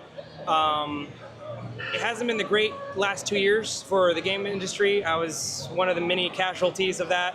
Well, not just you were part of the big layoff cuts for the indie game. That's indie. Okay. Yeah, like the big, many mid-sized. I was like a small mid-sized studio at the time, and we basically got all funding pulled, and everyone's dead in the water right now. Still technically on, but there's nothing to do, so I restarted my indie stuff right away. But immediately when that happened, it actually did give me enough time to start on Chatterbox, because I just decided, hey, I might not have this much time on my hands if I'm juggling so many things to do something big. So that was my 3 months when I was like kind of spinning my wheels, and I decided to do that. Other than that, I've done training simulators. I've worked with the CDC for some educational games. But yeah, no, I won't sugarcoat it, and I feel like more people should know. Last 2 years have been really, really weird for game designers in general. Great for games. Yeah, I have a lot. Well, obviously, my business, I have a lot of friends in the indie game industry. They've kind of told me the carnage going on behind the scenes when it comes to this stuff, but as a whole rabbit hole subject. Oh, it's weird. I interviewed with Blizzard for 4 months, and 2 of my interviewers, like 2 months later, were let go.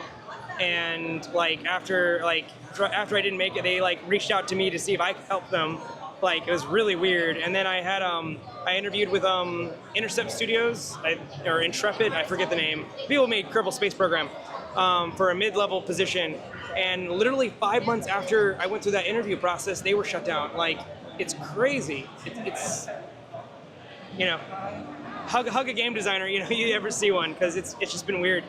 And so, but you don't have any games like you can publicly tell us yet, like I can tell you the name and some concepts. Right now, I am working on an indie horror space game by the name of. So like my field. Yeah, by the name of Status Quo, actually. I just want to like put the record that there's no biases here. Where if I suddenly play this game, it's not because I met him. It just happens, It's just doing his job. I'm doing my job. But yeah, we're really excited about it. I specialize in animation, cinematics, and kind of like story-oriented experiences. So that's what I'm working on with about 4 other people. Currently run-funded. We're pretty close to getting a grant to give us more time to work. But it's slated for late 2025. Status Quo. The website is up. It's pretty bare bones right now, but it does exist. It is real. It's not ephemeral pixie dust. It does exist. But yeah, thank you so much. I really do appreciate it. Okay. And it was very nice meeting you, Sterling. Likewise. Very amazing cosplay. I've gotten a lot of photos and videos, and had quite a bit of enjoyment encountering this thing. And thank you for the insight that is really into the game industry and everything else. A little bit of depth to our person here.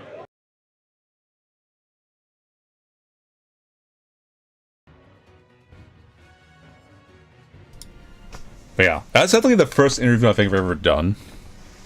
This wasn't like scripted, by the way, or anything. Like, I didn't have like a lineup of questions. I literally just shot from like the hip. So, try my best. As I'm saying, like, I'm trying to like step out of my like comfort zone as far as content a little bit. Not just like the convention thing, but just like, in the past, I've wanted to do interviews of like indie game developers and stuff. Because I do like know a lot of these people like in person, like not as in like in person, like oh you just walk down the street in person, but like I meet them at game conventions.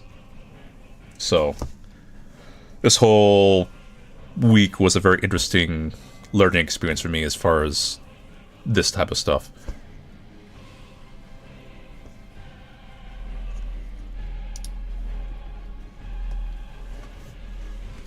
But I thought there was a lot of cosplayers, so like when I was like lining up, like trying to think of like what to like record for my ANYC video, there was just kind of like too many to like just kind of go through, because I kind of played in my head like, could I like shoot through quick interviews with everybody? But there's like 20, there was like 20 to 40 people. Talented people, mind you, like talented cosplayers, but there's like no way, like I can't like do everybody, so I wouldn't talk to Chatterbox. So it's not like oh, this was the absolute bestest cosplayer or like some kind of like strategical thing like that. It was more just like I had to pick one. This was the most unique of the bunch as far as I thought, you know.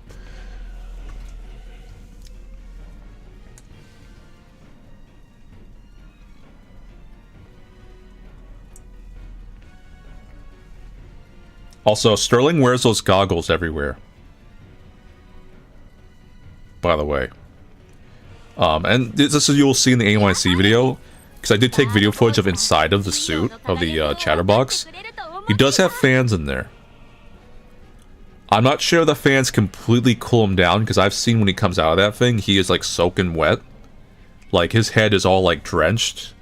So the fans probably at best stop him from suffocating.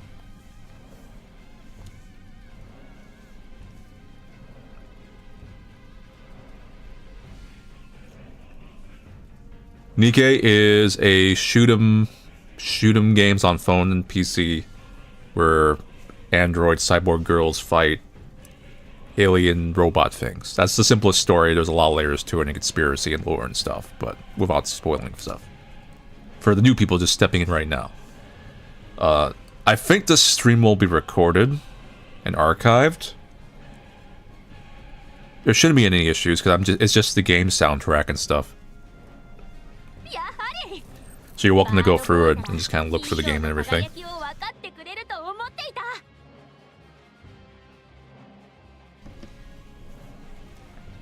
Thank you. I like being live also.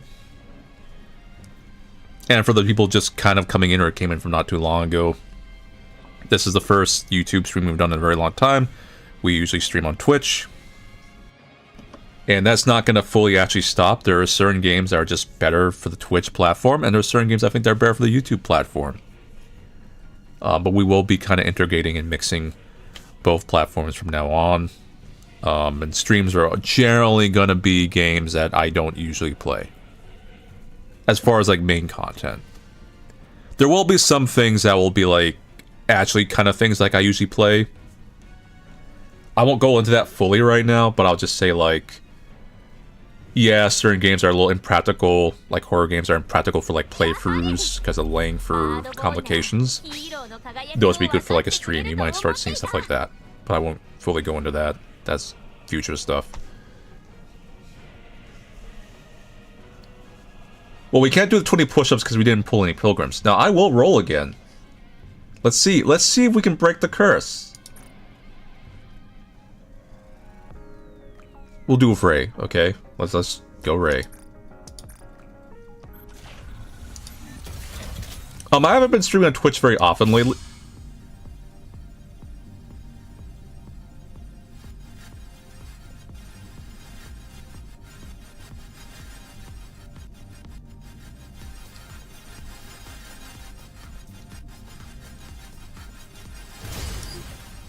Wait.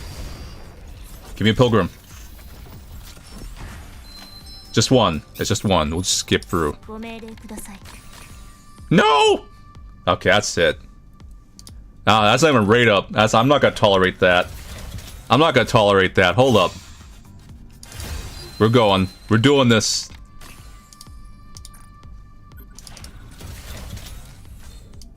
Let it roll. Let it roll.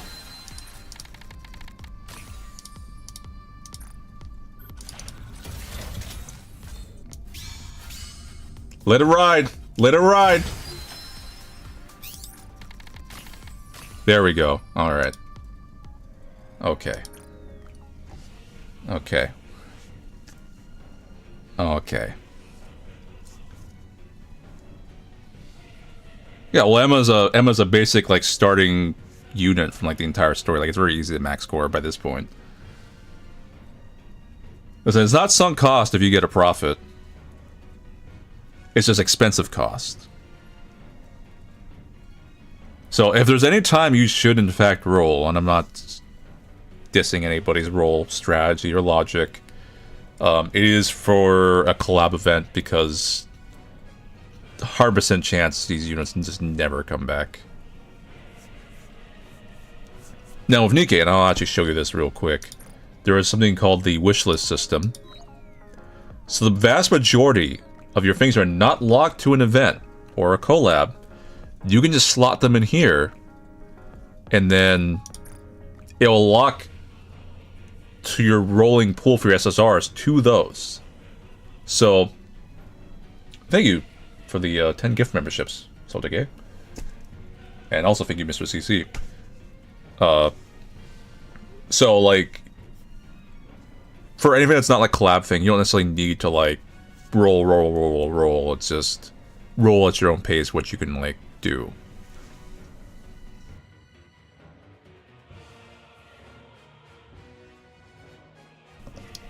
And for everyone just coming into the stream who does play NIKKE but didn't see my teams or anything, just know that I am a walking terror of like stats. I'm level 668, but if I actually used up all my boxes right now, it'd probably be closer to like level like 670, 680 something.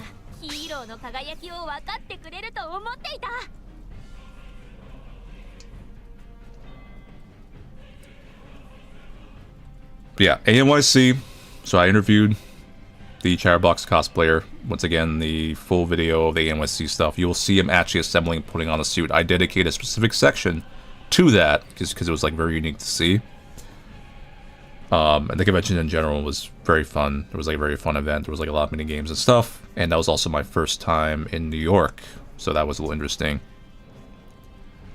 Not that I haven't been in a big major metropolis city before or anything like that, but interesting experience.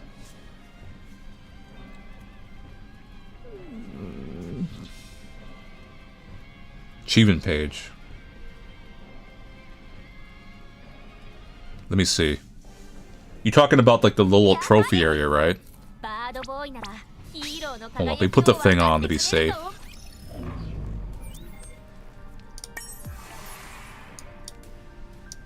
Yeah, here we go. You mean this?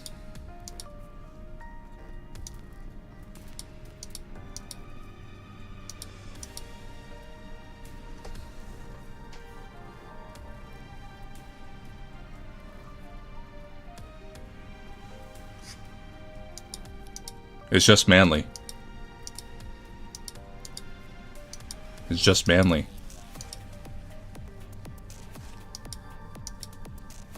Oh, my frames. Hold up, is there anything chance like something bad appears? No, okay. I was worried that was gonna be like a jump scare. It's not that high, really.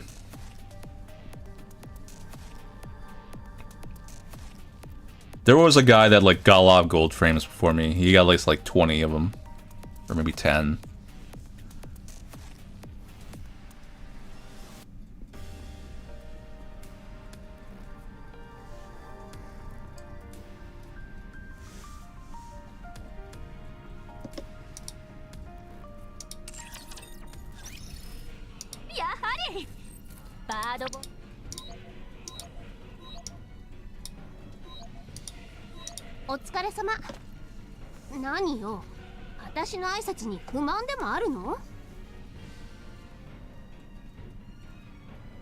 Oh, the guy? Yeah, he stopped playing.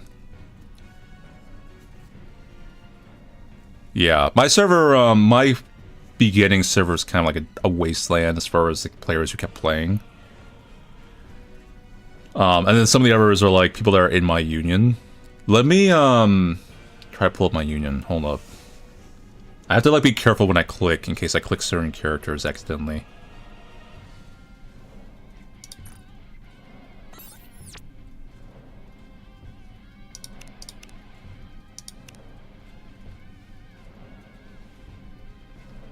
Yeah, so this is the official Manly Badass Hero Union. There is technically slots open, I think.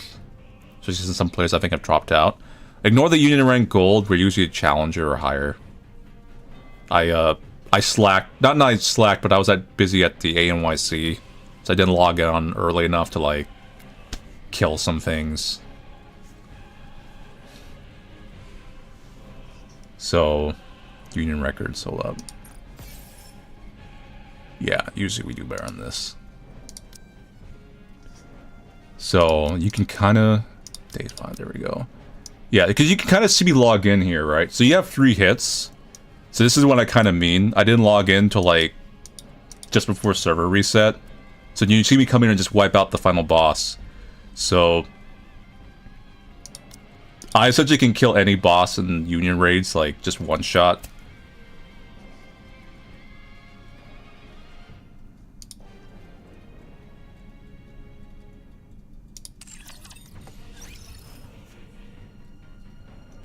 I think if you're part of Scarlet, I know there's a Scarlet player who's on my friends list that's a fan of me. If you're the same person, I'm not sure.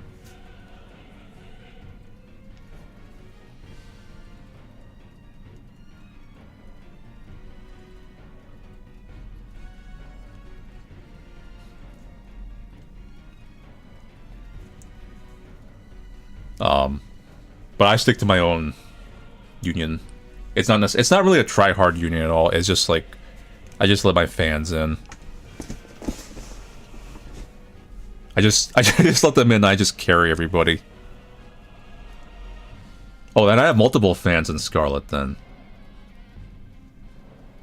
Yeah, this is just literally the just manly Union.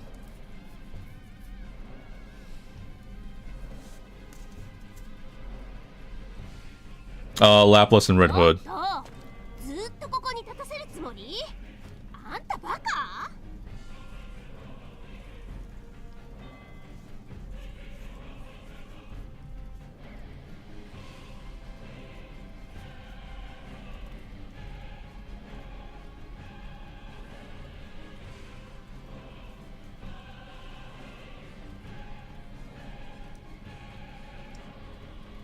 I'm not actually quiet, by the way. I'm just reading chat a little bit, trying to catch up.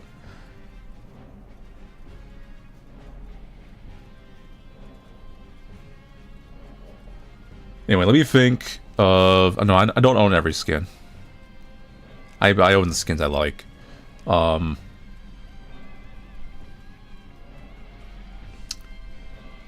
me think of what else I was going to say. What else have I not covered? That's not going to be covered in the ANYC video. Oh, by all means, stay in your union. I don't mean that in like an insulting way, but just like... Don't feel like you have to like hop in my union because I'm manly's here if you're in a union already. Have your fun, that's fine.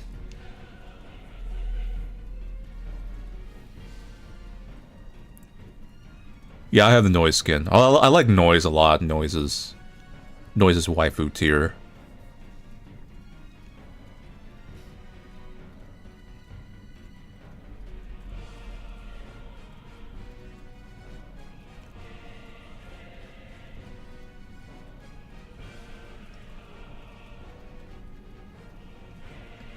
I pulled on the Ray Zero banner.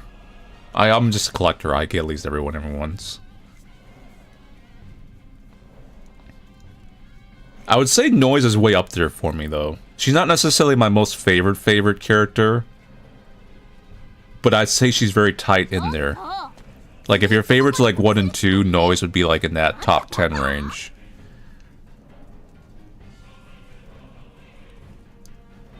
And that's not just a design thing, that's just a personal story thing. I just like... The character's like a very nice character. She has like a sweet social link advice things.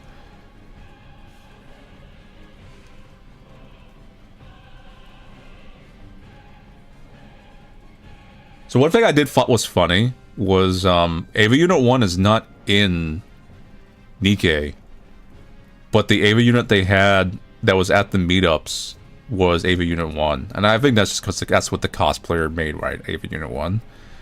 And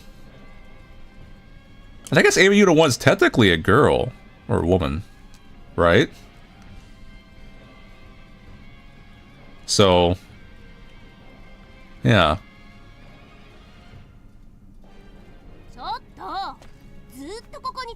So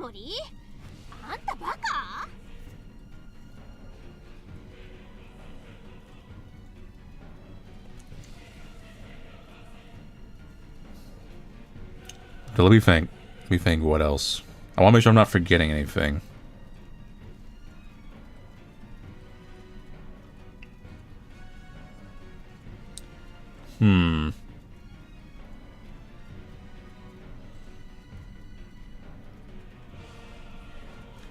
So we covered the game. I think I showed you guys just about everything, right? At least a good thing. We showed the... You guys saw the Chatterbox interview video. Oh, well, if you guys want to throw me any questions about NIKKE opinions or anything, feel free to do so now. We are going to slowly phase out of this stream. It is getting a little bit late.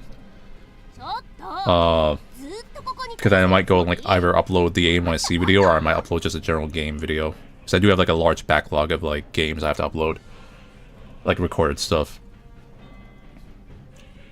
Some of which you all have been waiting for.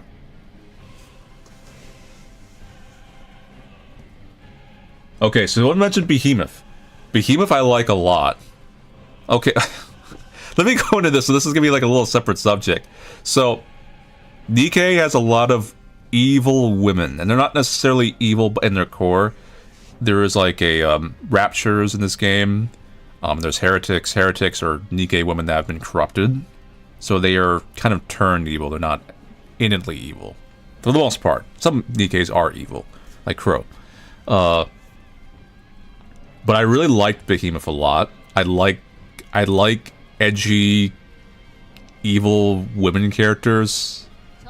Yes, you can fix them. That's the whole thing.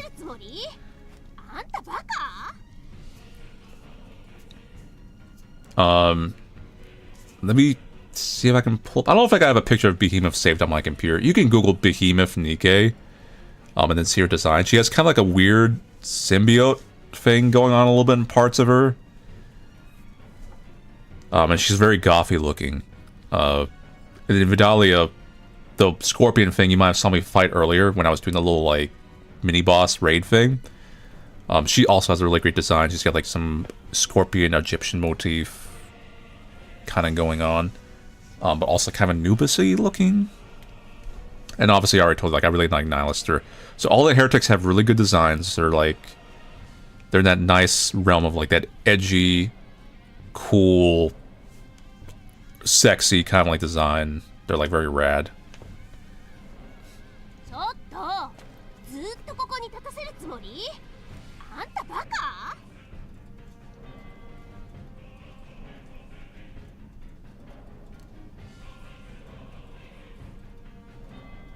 You wouldn't be wrong on Shuyan in some ways. Shuyan, I don't like her as a person. I like when she like gets bullied.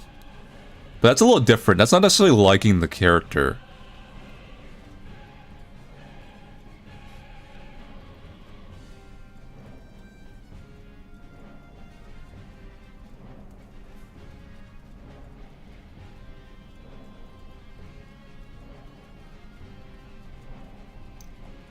So I don't think, spoilers, I don't think Grave is Pine, and I'm gonna try to be vague about the details to try to like make this a half spoiler.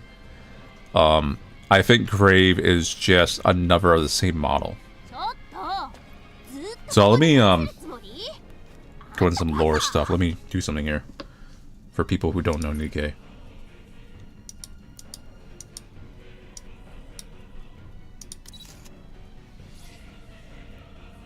So NIKKE, when you put your brain into these suits or whatever, when you convert to these cyborg things, you have like innate potential, right? This is the lore of the story. So essentially, for whatever reason, some people genetically are just red shirts. You become a common NIKKE. So you look like one of these people. Like you look like a real like military person, like an actual combat unit, which is bad in a world of like fiction because now you look like a red shirt. So you look exactly like everyone who is of this model, or whatever generic common model thing you are. They all look like the same, and they wipe your memory. Because you're a red shirt. There is a few exceptional characters who have graduated from this due to some, like, hoo-ha, but we won't go into that.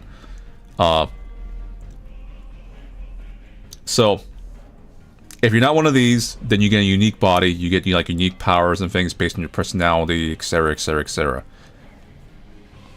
Now, there's a character called Grave, and someone was discussing her. I think she is of this model, but she is not Pine from the Overzone event. And spoilers, I think the writing wise, they're gonna, in the future chapter, they're gonna play off of that, where Doro is gonna meet Grave and be like, Pine? And Grave will be like, who the hell are you? And then Doro is just gonna have another breakdown. Because Doro was just made to suffer.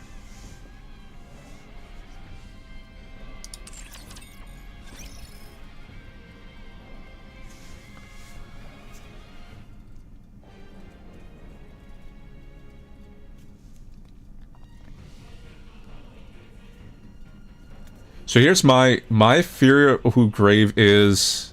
We're discussing some deep lore stuff.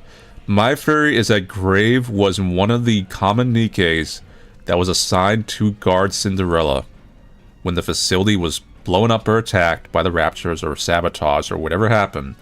And she was probably one of the personal ones, like, that saw her every day in the tube or whatever she was being developed and guarded her.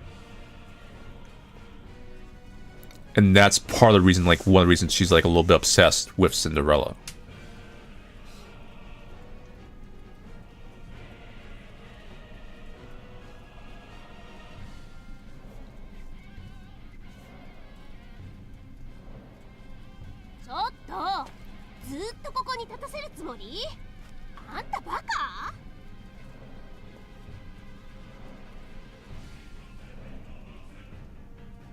That's very rough. Hard 50 pulls and no Asuka.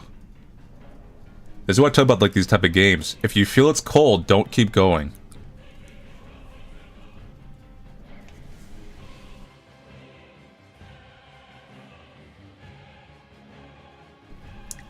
Oh, lore-wise, the crossovers actually are explained. There is a specific rapture that is very much like a demigod. I'm not sure if it's really... It's not really product canon or anything. But, that rapture can, it's a bit of like a dream of electric sheep, kind of a weird thing. I think I used that wrong. Where when that rapture is dreaming, the giant robot things, it's able to dream of other worlds and multiverse, and it spawns those people into this world. Now, I'm not sure if the people it spawns are the original person, because I think there's implication that the ones they spawn are just clones, so like after the events are over, they technically die. Like, they don't necessarily, like, go back to their world, they're dead, like, they just disappear, they get... To them, they feel like they're going back to their world, but that's how I interpret it, but they're not, they're just... The dream is over. It's the, what's the story? Are you dreaming... Like, it's something like, are you dreaming you're a butterfly, or are you a butterfly dreaming you are a man? Something like that.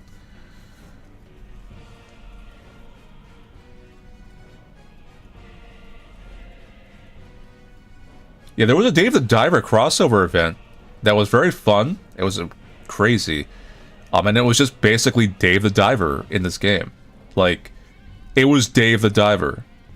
Like, it was the exact same game, just with, you play a girl, sexy robo girls instead. I think the Dave the Diver was still different, because they went to the Dave the Diver world, but this one they're coming into their world. Yeah, I have all the Rem NIKKEs.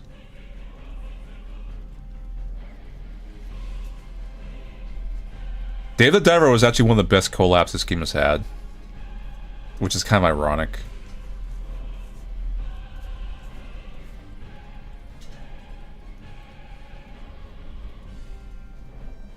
If my voice sounds a little different, it's because I took some caffeine. That changes your vocal cords.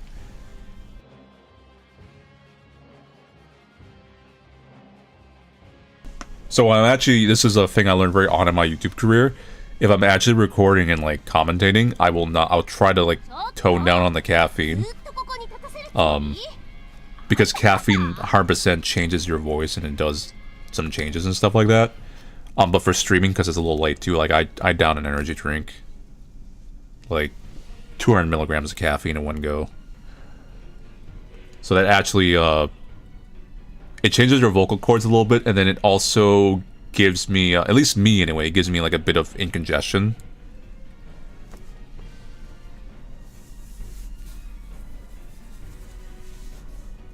So this is diverging from the subject a little bit, but just basically like, I know like professional, because I'm not a professional VA at all, but I know professional VAs, that's the reason they stick straight to water when they're working. They don't drink like coffee or anything.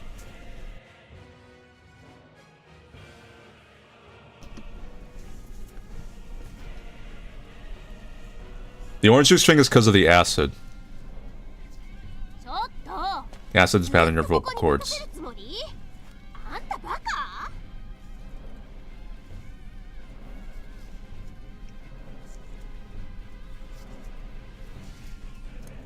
But yes, once again, if you're new coming in, the stream is kind of phasing out towards its end. I definitely recommend checking out the... I think this stream is going to be archived. Definitely check out the... Well, if you see my ANYC video go up, come back to here, and then check out my interview with the Chatterbox cosplayer. Because I think that guy is very... He seemed like he was a very cool dude. I really... And this is just my personal opinion. It sounds a little weird, but I think he gave actually very thoughtful answers.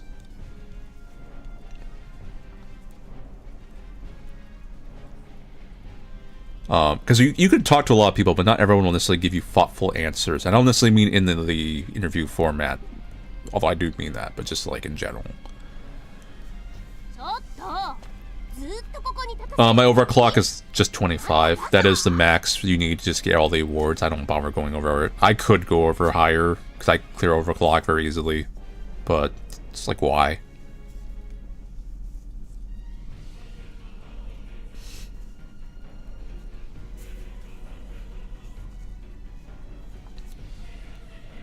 But I would love to do some more interview stuff in the future. It's kind of like that. I think like there's a lot of people who don't necessarily get interviewed, who have a lot to say, who have very interesting kind of lives or stories or things within the pop culture sphere, obviously. I'm not gonna go like too far out of my element. I'm just pop culture, gaming, anime, stuff like that.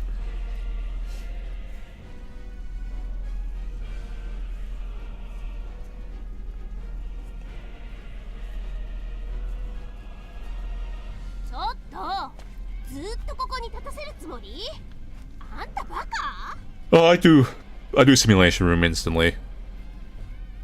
You just do like the, like the whole like easy missions, just like quick, bam. I mean, I'm level 600s. I just one-shot everything. Like I've cleared out hard mode campaign and regular campaign with surplus power.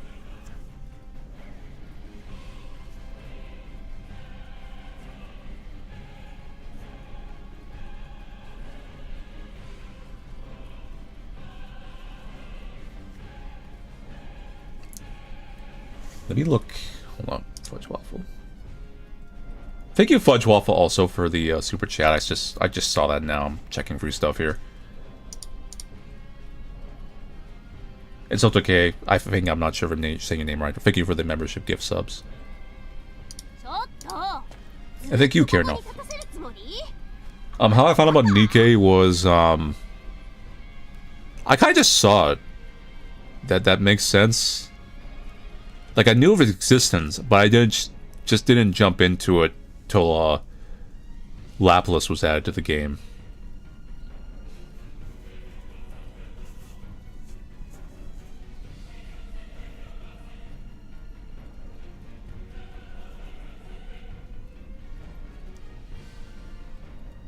When you say lobby instances, you mean like...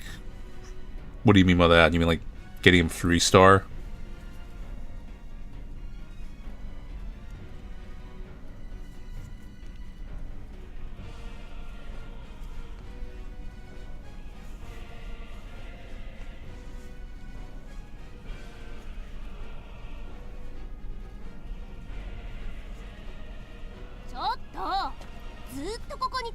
I don't know how YouTube works, but I keep seeing hearts and thumbs come out. I'm assuming that's likes.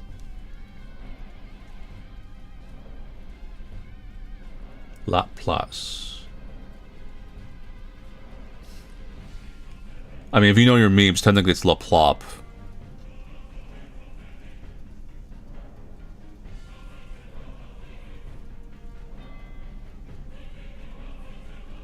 Good day, Vena.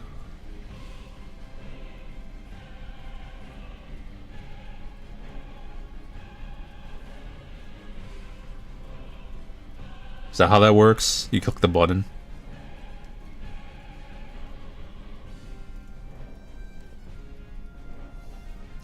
So one of my first core 3s, because you bring up the core 7 thing, because you know, like, there's like a thing called the wall in this, and it's just how you can like level up is like basically you level up everybody in a weird way.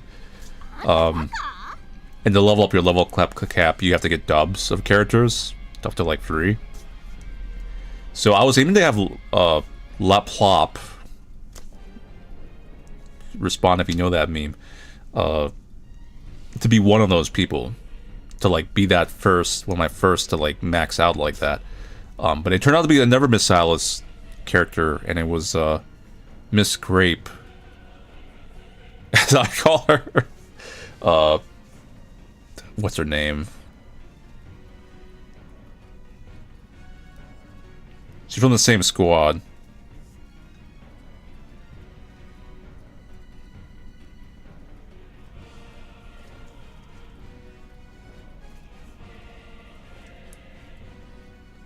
Yeah, Maxwell. Maxwell, yes. Miss Grape, Maxwell.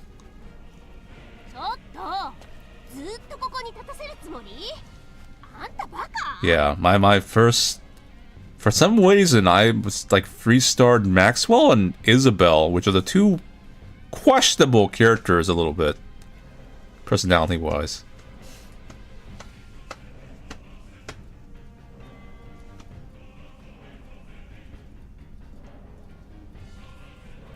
I'm not sure if I would like... I don't really do numbers when it comes to games. I don't think they're a... They're not like a linear... I don't quite believe in that stuff, because games are a very personal judgment kind of experience. Like, everyone has a different thing of everything. But I would say when this game's at its peak, it's pretty high. It's pretty high.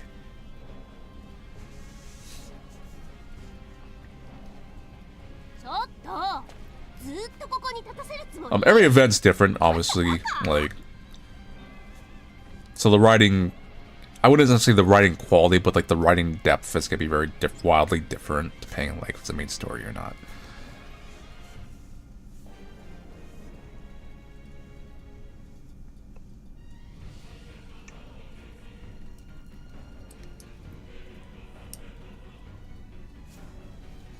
I think Drake was one of my 5s. Let me... I think I can pull this up. Hold up. We'll go to my outpost.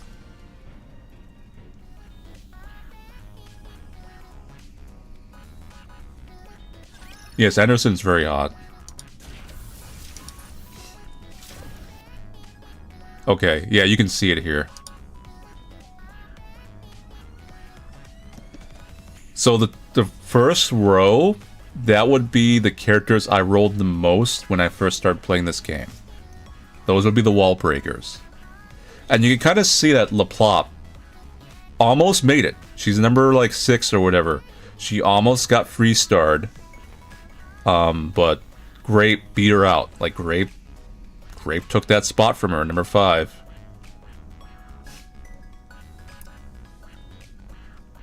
Now, Drake technically got in there first, but...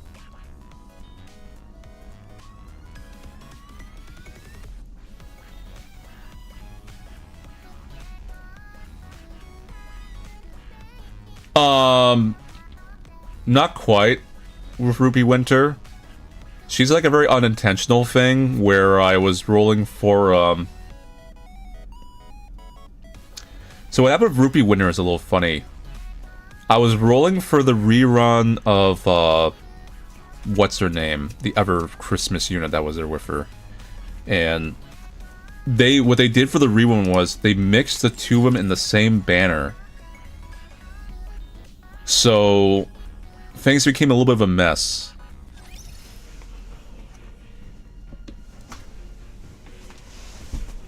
I forget her actual name, but it's like N108. Anne, yeah. So the Miracle Fairy Anne, they mixed her in with Rupee for the rerun.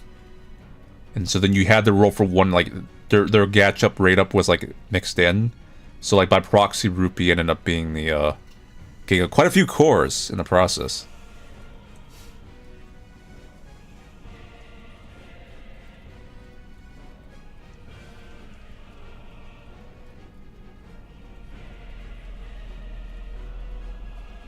This actually is a horror game sometimes.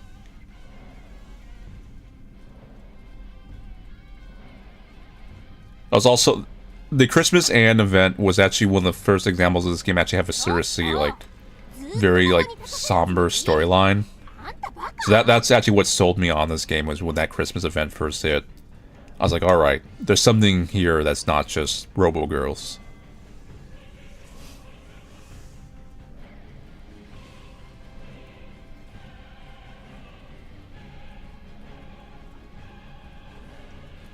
I'm not really sure there is anything I think they should necessarily improve. This game has come a long way as far as ease of use and, like, features.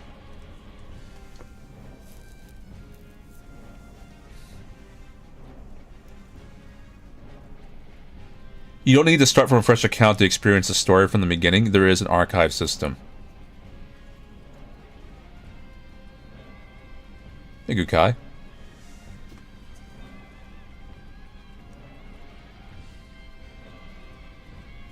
Well, yeah, so cyborgs or whatever. I just like calling them Robo-Girls. It sounds like funny.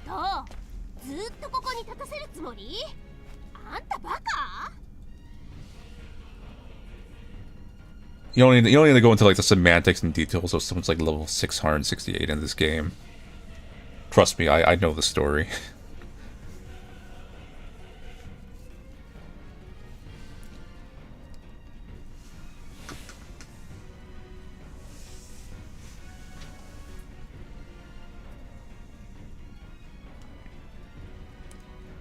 I have not played Stellar Blade. I have it. That I know that is a game from Shift Up, the same developers as this. But I will play it at some point.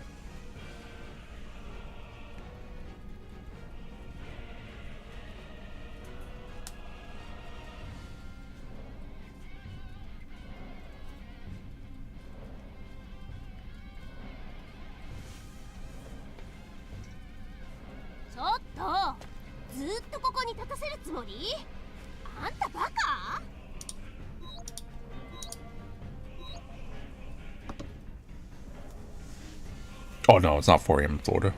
Not at all.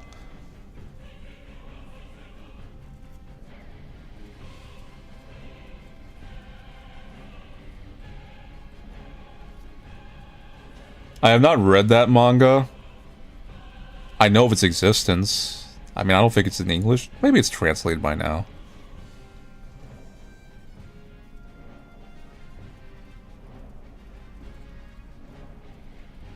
I have heard about some of those rumors. I'm not sure if they're like a real thing or not.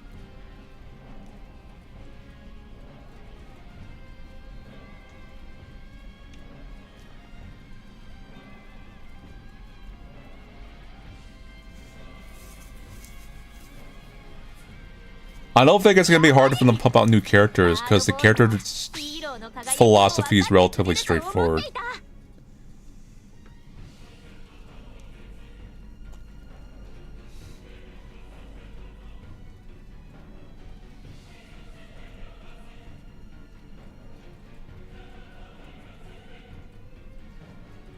No, I'm not too competitive. I only get like around 2%, maybe sometimes like a little bit under 2%, like 1.50%. Just because I do it in one run. I don't like...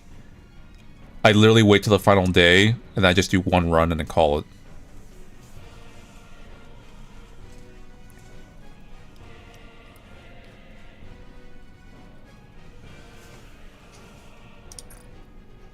This is how many boxes I have saved.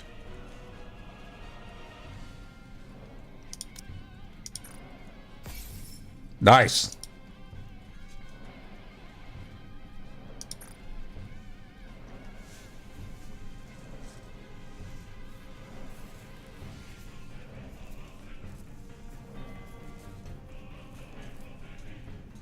I have, well, on your note about the South Korean girls thing, I have noticed that the player base for NIKKE is actually fairly diverse.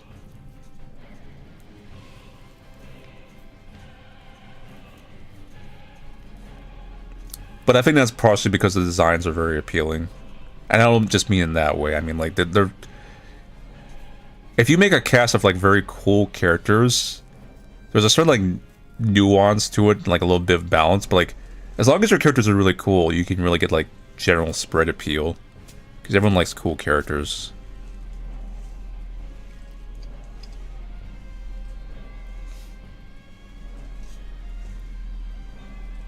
Yeah, there's not as many boxes there as I would like.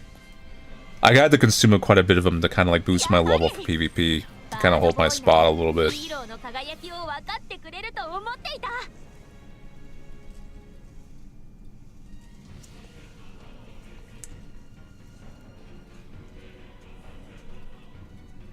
I actually have met Diesel cosplayers handing out strawberry candy. You're right, they do that.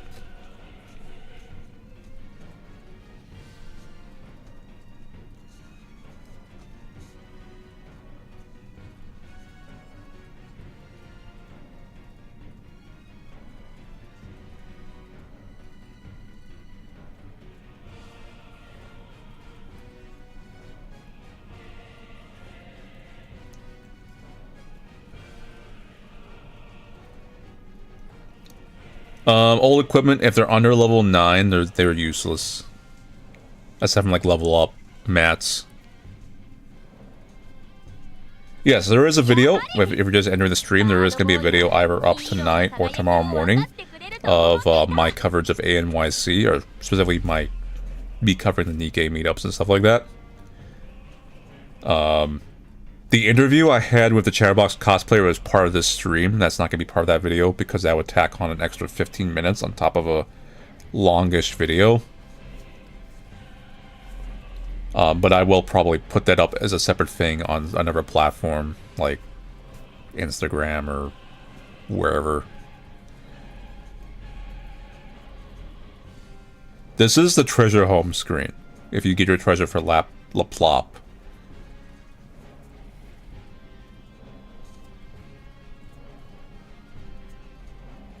PvP rank 1. SPN regular.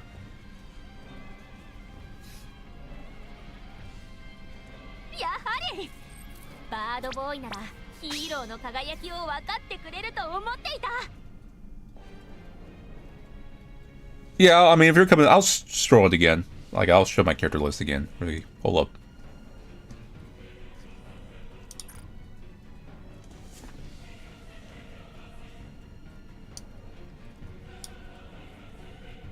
It's just basically everyone. Everyone's here.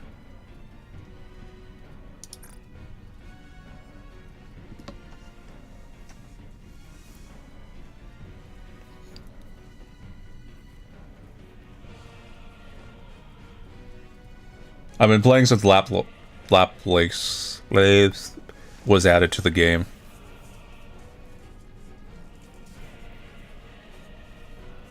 But I didn't play it very seriously at the time. It took me at least a couple months to, like, play the game more serious.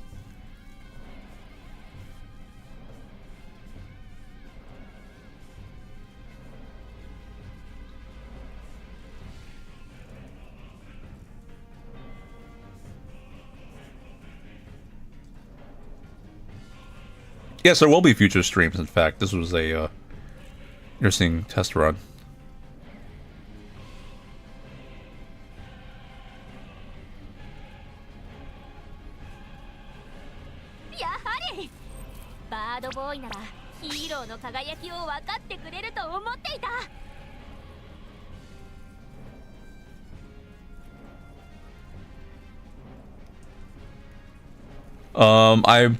I'm basically saving my golden tickets for Cinderella.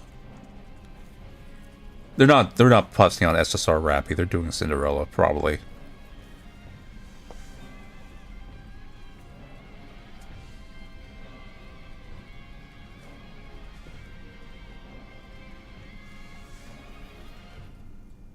I'm actually looking forward to like Cinderella's character. She seems like she actually has a little bit of like personality than what was initially hinted at.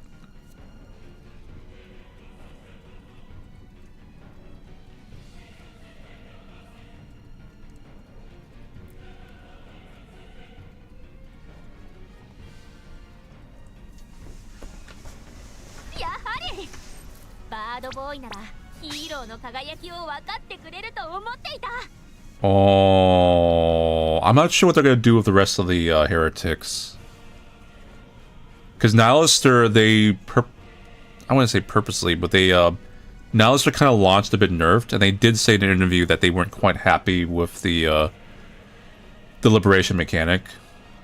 So the other heretics might actually be really good. They might just put them up for rule, I think, from now on.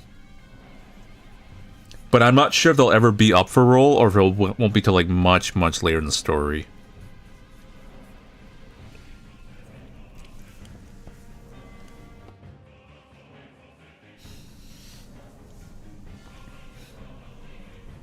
I don't think they'll put the ever heretics in liberation. I think they're done. They said they were basically done with that mechanic. Popcorn.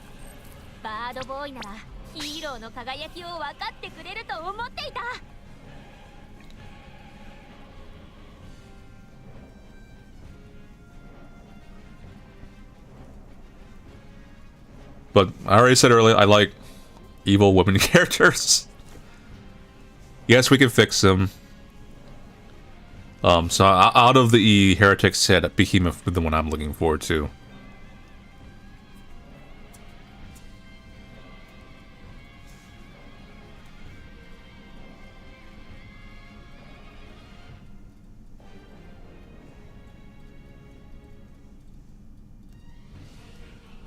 Right now I'm working towards the Hikikomori girls. I have her and Diesel at like level 12 dolls. They just, my luck's been bad when it comes to the treasure system.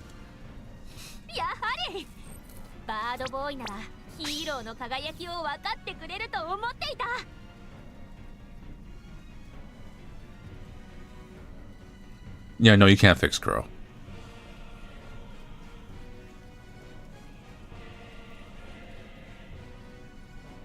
Crow is a very insufferable character, but there is a certain weird appeal to Crow. Part of me kind of like feels a certain like,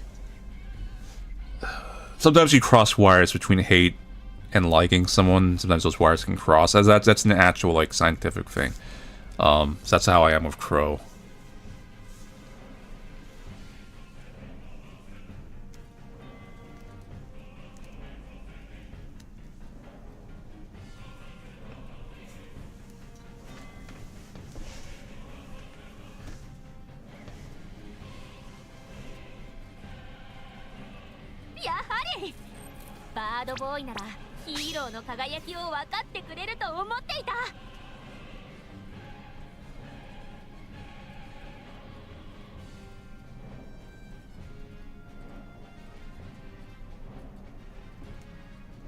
Yeah, Elig is super popular.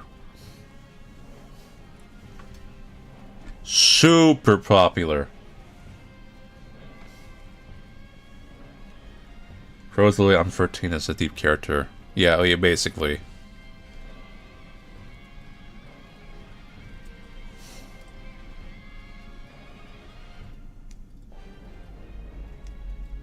Yes, I do have a shotgun team. How do you know? No, Viper's already fixed. Viper and Jackal are fixed. Viper is a character that's kind of grown on me too. I didn't like her too much when I first saw her. But the summer event, I know for people who don't play NIKKE, you're probably losing all context there, but the summer event was very good to her.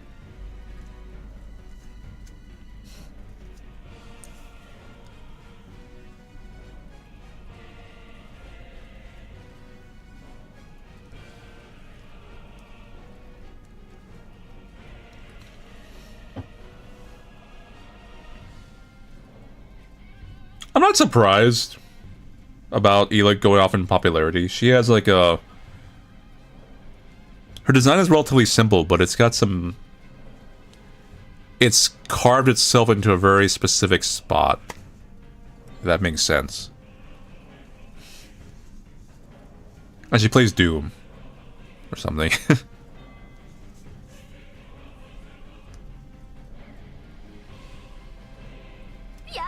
The person who actually is worse than Crow, it's not playable yet, is Laverne, something like that. If you play this game, you know who I'm talking about. Now that is not fixable.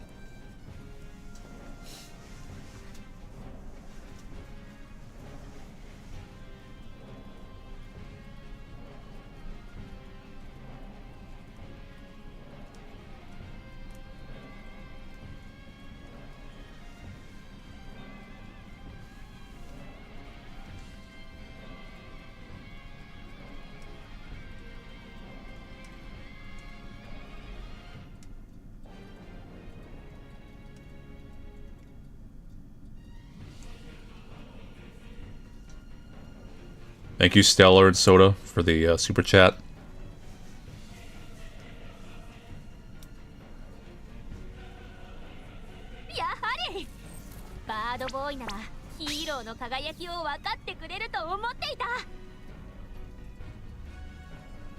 You can play NIKKE in landscape mode, yes. If your phone's too small, it's not practical.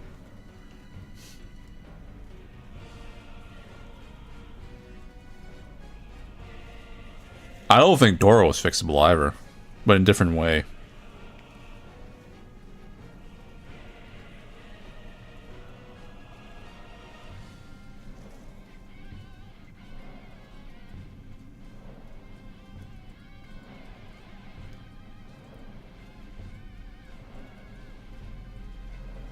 Anyway.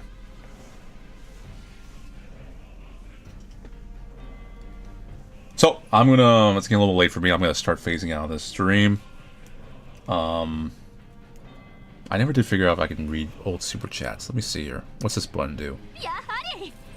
Absolutely nothing. I draw on timestamps.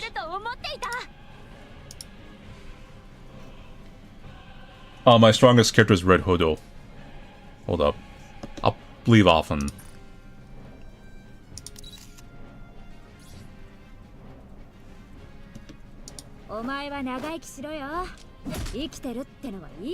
Red Hood.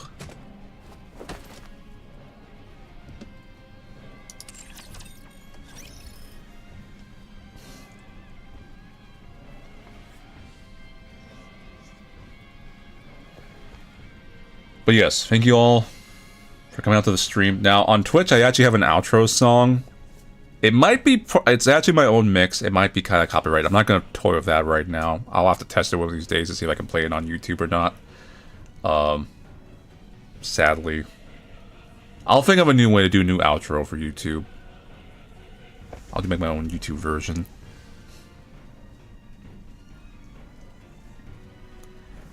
But... Once again, if you came in towards the end, there's going to be ANYC, that's the Anime Convention New York City video. That'll be up either late tonight or early in this morning coming up.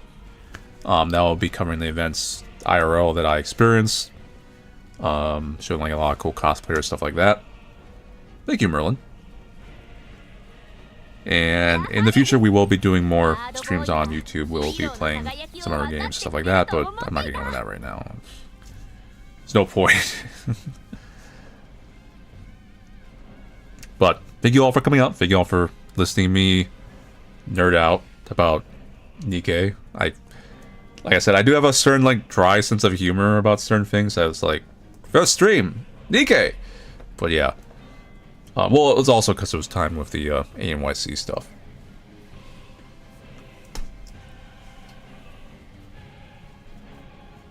Yeah, red scarves. Exactly.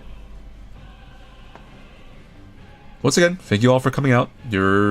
For a chat that was I think around 1,500 people at various times.